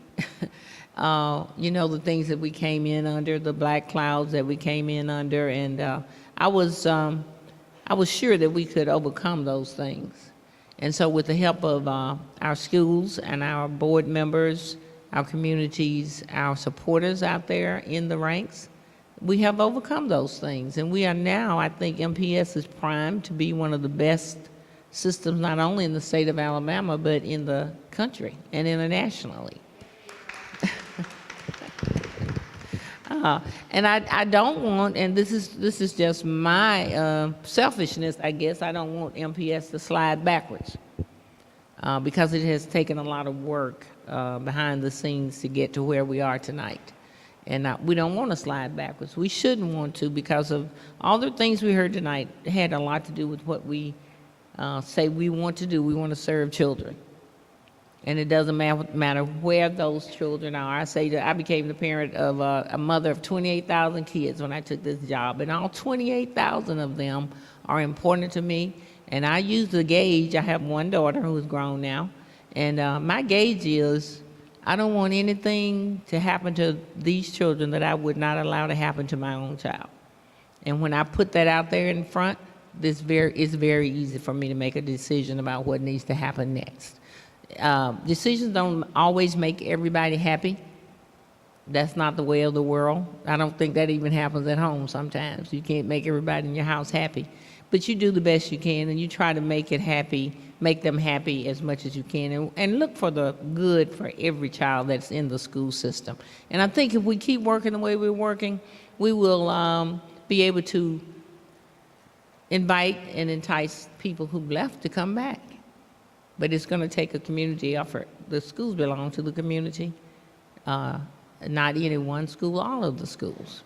And your reputation far and wide will not be about just one school. It will be about the city and the county of Montgomery. And so it's really important that we continue to forge ahead with that. So I do thank you all for the opportunity. My contract ends June 30th of 22, and my 50th year will be in May. I started right out of college. As soon as I graduated, someone had a job waiting on me, and I took it, and I've been working ever since in education. And I've thoroughly enjoyed it. So thank you all very much for me being able to be with you during the last 3.5 and what will be 4.5 years. And it's been a great adventure for me to be in Montgomery. Thank you so much. So the next step that we have here on the agenda is to give you some information about how to do an RFP for a firm to do the search for your next superintendent. I think my advice will be to do a really good search, to find someone who can meet all of your needs, who can be a leader for you academically, a leader for you financially, a leader who can engage the people out in the schools, engage parents, engage community as well. But not to be a one-sided person. That just does not work, especially in a system this size with 28,000 students. And so they have to be well-rounded and able to do that job, and able to say no when you need to say no, and yes when you should say yes. And that sometimes is the most difficult part of the whole job. But anyway, this RFP it has some dates in it. I don't know if you've looked at those dates. You may want to massage those dates a little bit. It has not been put out yet. This is just a sample of the kinds of things, but you want them to give, you're going to talk to them about the scope of the work. They have to give you certain information back. They have to talk to you about how they're going to engage the community, which means meeting and talking with different community groups and getting information from those groups about the kind of superintendent they would like to see coming to Montgomery. And then at some point, they have to explain to you how they're going to do all of these things. The proposal requirements are on page 3. This RFP will get someone to submit to you their process for helping you as a board garner different candidates from perhaps internationally even, but if we know at least a national search would be great. And then they'll provide you with references. They'll kind of give you a timeline, and you can tell them what you want based on the timeline. So it's not something you can do in a month. It is going to take. I've been at about 3 national searches, and it takes a little bit of time from the start to the end for this RFP to go out, and then for those folks to come in and do their work. And generally speaking, when you pick a good firm, they're quite capable of doing all of the things, and they do the work for you other than selecting the candidate. You get to interview and decide as a group which candidate is the best choice for you at your level.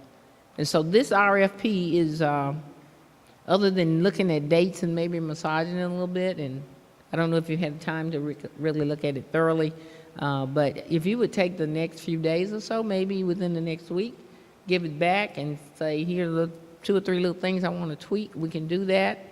And then we'll send it back out to all of you, and then at some point, we will post it as an RFP, and Marvin will start to gather information from firms that are interested, a completed package. And then from that package, you can look at those and decide which group best suits your needs as a school board. And that's pretty much it in a nutshell. I'd like, could we request a meeting instead of us just doing it at home and turning something in? Can we meet as a board to discuss, because I know at the meeting with Mackie, we discussed that we were going to come up with things that each board member really was looking for in a new superintendent. So I'd like to, a work session or something. Right. So let me say this. This piece has to do with the firm that will do that for you. And you can meet with them, they'll meet with the community, they'll meet with all the folks that you want them to meet with. So this is to pick a firm that can do that for you. And then you give them all the pertinent information. Okay. Last thing I want to say, I just want to say, I really appreciate what you've done for our system. And me, who has given you probably the hardest time, because you have to understand how I came into this system. I came into a system that, to me, was a wreck, and my trust values were not at an all-time high. And I've watched you, especially in this last year, really, I guess the thing, and I don't mind saying it publicly, sometimes you think when people are in leadership roles, they listen to politics. And I watched you try to tell us that politics was steering us. And it meant the world to me to see your honesty and your passion, and to know that you've been doing it for 50 years. I really mean this. I don't want you to leave, but that's already been decided. And I didn't think I'd ever say that, because and it's crazy for me to be here at the end and actually love the person you are and love what you've done for our system. So thank you. Thank you. I appreciate you saying that. Thank you. Any other questions? Okay, this has been a lengthy meeting, and I'm going to call it adjourned, and don't go anywhere because we're calling the next one to order. So, we still have a quorum here. Can we get an approval of this agenda?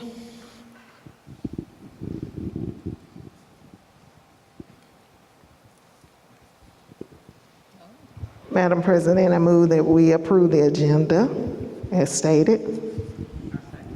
Okay, all in favor with a show of hands? Okay. I get a minute to speak, and I have just 2 things to say after this past work session, which was fabulous. But to add just a little more to it, I was at Hyundai today, Hyundai Manufacturing, Motor Manufacturing of Alabama. For the 7th consecutive year, their team members, and this is not the company, this is the team members, donated backpacks. They took them and they filled up backpacks with supplies for elementary students. They donated 450 of these backpacks, and it included a handwritten note in each one, a little note of encouragement, so that this young scholar entering school has got a gift of not only supplies, but a gift of encouragement. HMMA has been an incredible corporate sponsor over the past 10 years, and their commitment to MPS has been unwavering. And I just think we need to give them a thank you and a little applause if we could.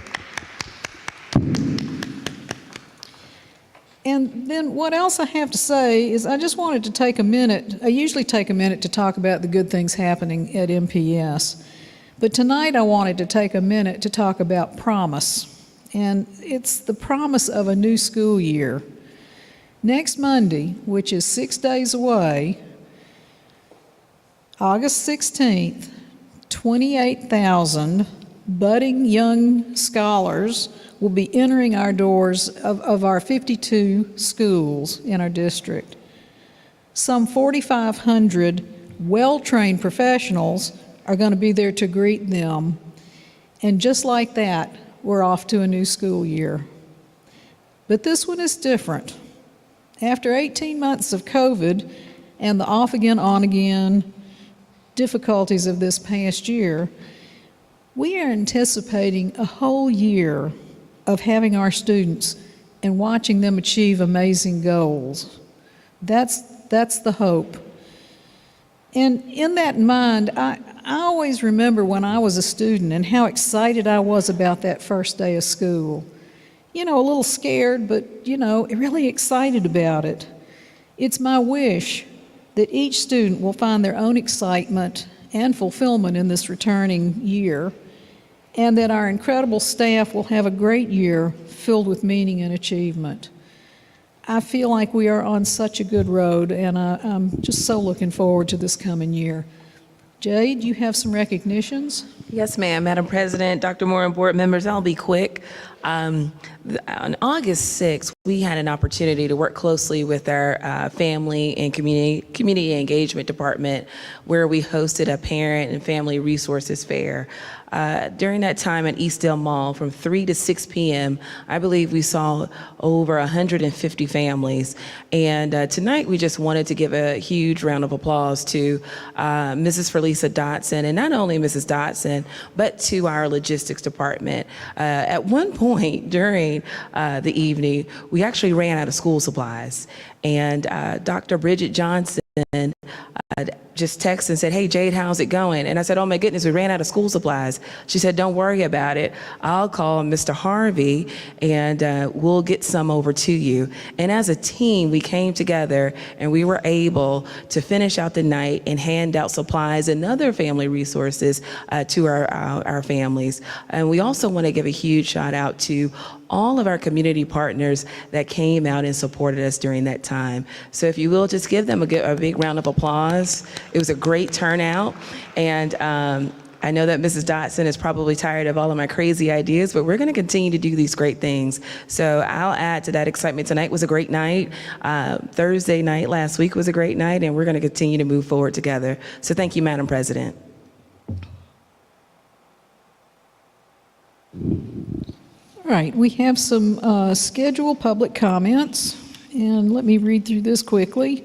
Public comments requests must be made in advance in writing to the superintendent's office by 4:30 on the Tuesday preceding the meeting date. Requests must have specified the nature of the business to be taken up with the board and the name of the person who will address the board to be added to the agenda. Communications must be respectful. Discussing specific student or employee matters will not be allowed. Individuals who have concerns that are inappropriate to be solved in this venue are welcome to seek a problem-solving meeting with the superintendent. Immediate feedback by the board may not be provided. However, you may be contacted for follow-up by the superintendent or her designee. Public comments may not exceed 3 minutes. The board chairman has full authority to terminate the remarks of any person whose comments contain personal attacks, exceed the time limit, or are otherwise inappropriate. A speaker may be considered disruptive who continues to speak when their allotted time has ended, when asked to stop speaking by the board chairman, or is otherwise inappropriate.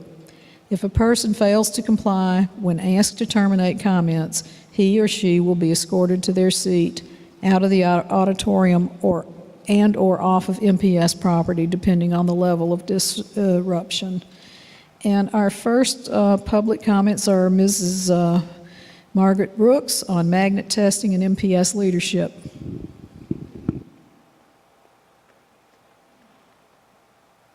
Good evening. Being an actively engaged member of our community, having 3 children in Montgomery Public School System, and speaking on behalf of a host of concerned citizens and parents, I would like to speak to the lack of organization, direction, adequacy of the magnet testing process. For several years now, it has been a daunting task for parents to navigate their ways through the application process because either there is no defined process or the directions change on an almost daily basis. Parents should be provided well in advance with clear, concise instructions, stable dates for testing and lotteries, and a solidified date for receiving results. As much as I would like to be a catalyst for a more positive perspective of MPS, my hands and the hands of many others are tied when it comes to helping new or existing members of the community to understand and go through this application process. As a result, the first impression is the worst impression, and then often the only one people take away from the school system, when they either turn to a neighboring community public school system or private school. We have lost a tremendous amount of would-be wonderful members of the MPS community who within a step or two of the process come to realize that only a lack of solid leadership could be responsible for such an ineffectual process. It is a fact that the Montgomery Public Schools were once a strong attraction to parents with children who wanted them publicly educated. It is also factual that our school system is losing ground as represented by the concern of new businesses looking at Montgomery to set up shop and continual loss of residents to neighboring counties and even the decrease in our magnet school applications. Our entire community has been negatively impacted by the decisions of our current leadership, especially during this COVID crisis.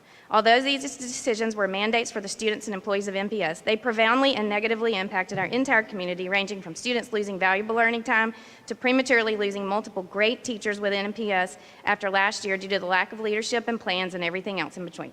And now, after yesterday's announcement from Dr. Moore, we are counting on you to help pick up the pieces and rebuild our school system. Thanks to Dr. Moore and her leadership, we may no longer be under state intervention, but that is a far cry from where we need to be to see our students and community thrive again.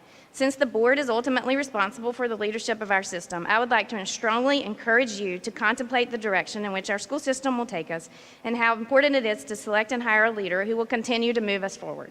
Being out of intervention is one thing, but growing and thriving as a system should now be our focus. This is your responsibility as an elected board, and you have the business community, parents, and over 25,000 students counting on you to turn this around before it's too late.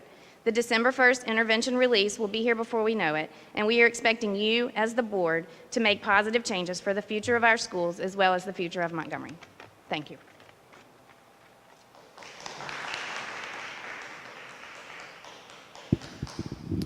Okay, next we have Ms. Rebecca Baker on plans leadership of MPS.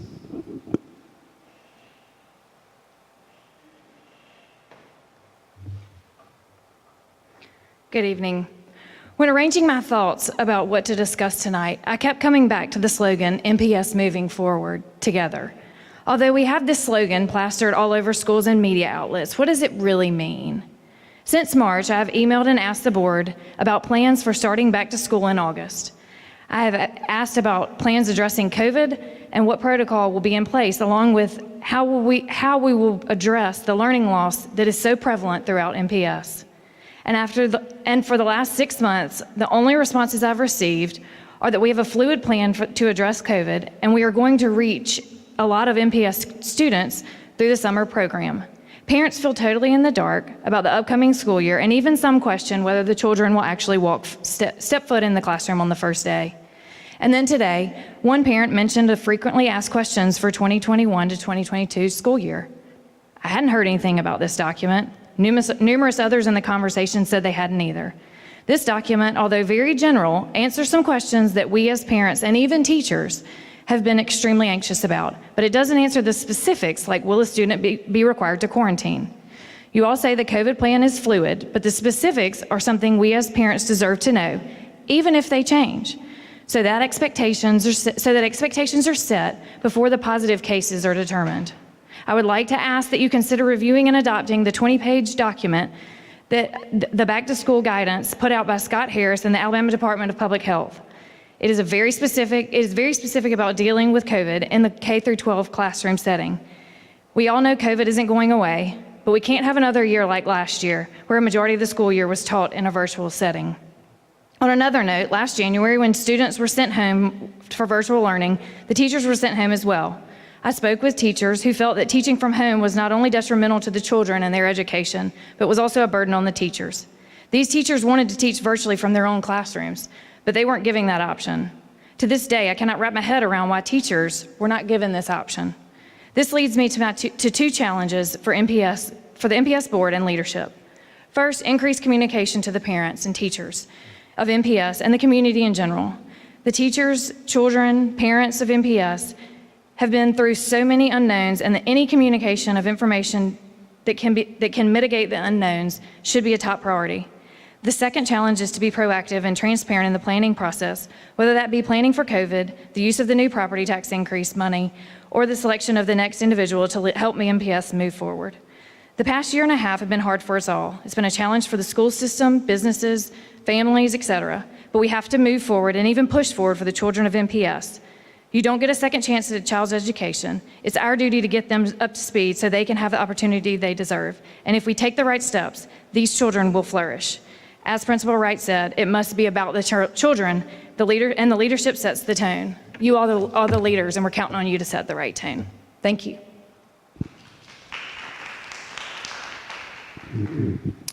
Ms. Bethany Garth on planning for the 2021-2022 school year. Good evening. Thank you for the opportunity to speak. I just wanted to share some concerns regarding the lack of clear plans for the upcoming school year. I'm grateful to know that MPS is currently planning to be in person. Many of our children have struggled through the past school year, and many of them are being advanced through a broken system, although they desperately need to be held back to learn the foundational concepts they missed with a year of virtual learning. I appreciate the efforts that were made through the summer learning program. However, we all know that those efforts are not adequate to fully remediate the learning loss from last year. So tonight I want to focus on what will be done to plan for success in the school year ahead and to keep our children in school. First, I believe that the school district should have a clear plan and a threshold in place for if and when virtual learning would be considered, if at all. This is the exact statement I made at a school board meeting earlier this year. Last year, every time we switched back and forth between virtual and in person, little time was given for parents to make appropriate plans. As I said then, and as I will say again, if there is any point at which you would consider going back to virtual learning, that threshold needs to be determined with the input of public health experts and announced now, not 1 week before such life-altering decisions are implemented. Secondly, I would like to hear if and how the school district is making plans to fill substitute teacher positions. It is my understanding that the lack of substitute teachers was a significant factor in virtual versus face-to-face learning decisions last school year. If we found money to pay teachers in the summer program $50 an hour, which is what I read advertised on a billboard here in Montgomery, then we need to find a way to pay our substitutes who will help keep our doors open more than $75 roughly a day. Perhaps the money from overages from last year's COVID closures could be used toward this end, and I think it would be appreciated by the substitutes. Many other school districts in our states have provided parents with a written plan of action for keeping students in person, and I would encourage MPS to do the same. So far, as an MPS parent, the only firm news I've heard is that we will still wear masks, which I personally support and believe is a wise decision, so thank you for that. However, it cannot be everything. Once again, I encourage the board and our superintendent to aim for improvement in the areas of communication, transparency, and planning. Thank you for your time.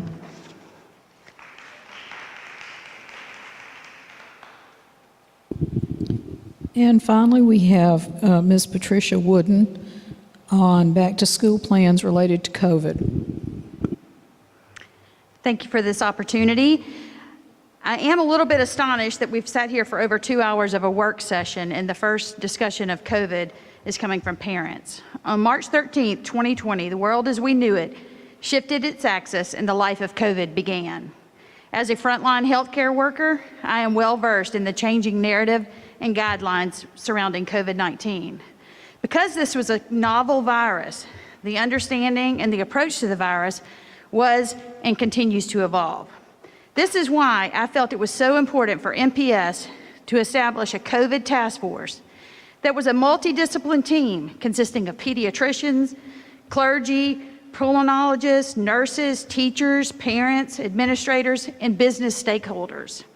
I emailed members of the school board and sent multiple emails to Dr. Moore verbalizing this need. I was told senior leadership was meeting often to discuss it. Now, 18 months later, we are returning to school with a fluid plan. To my knowledge, and I have asked, no such committee was formed.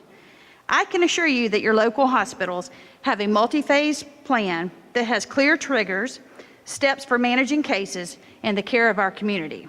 I would think a school system with over 28,000 students should have a similar plan set in place well before school begins. Why is it that senior leadership for MPS hasn't asked for and publicly made parents aware of an active COVID task force that has formulated a plan for a successful face-to-face year? I have asked local physicians, and they have assured me that they would welcome the opportunity to work with the system on guidelines.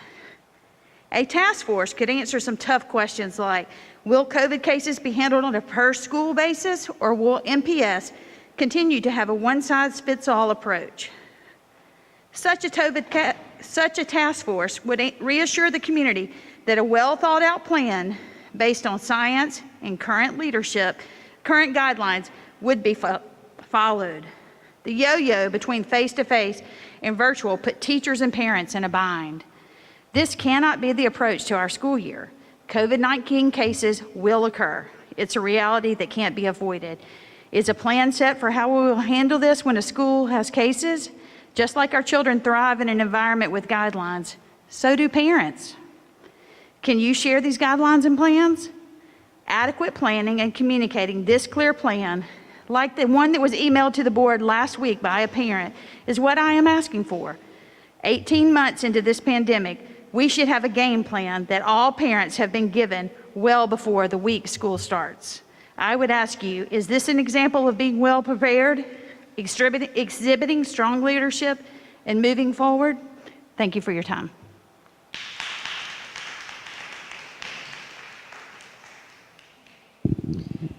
Okay, consent agenda, Dr. Moore.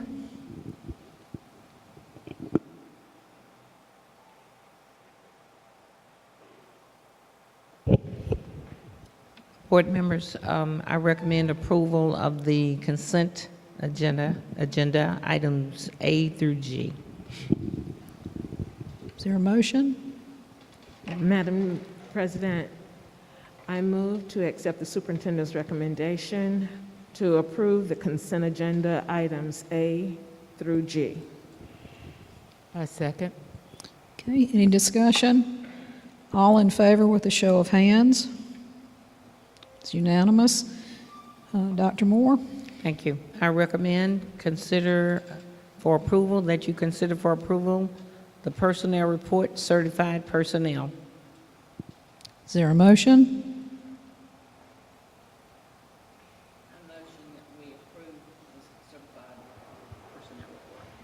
Okay. We have any discussion? All in favor with a show of hands? It's unanimous. And Dr. Moore? I recommend approval of the personnel report, classified personnel. I move that we accept the superintendent's recommendation for B personnel report, classified personnel. I second. Okay, any discussion? All in favor with a show of hands? That's unanimous. Our next meeting date will be September the 7th at 5 o'clock here at Carver. Is it not at 4:30? The budget hearing?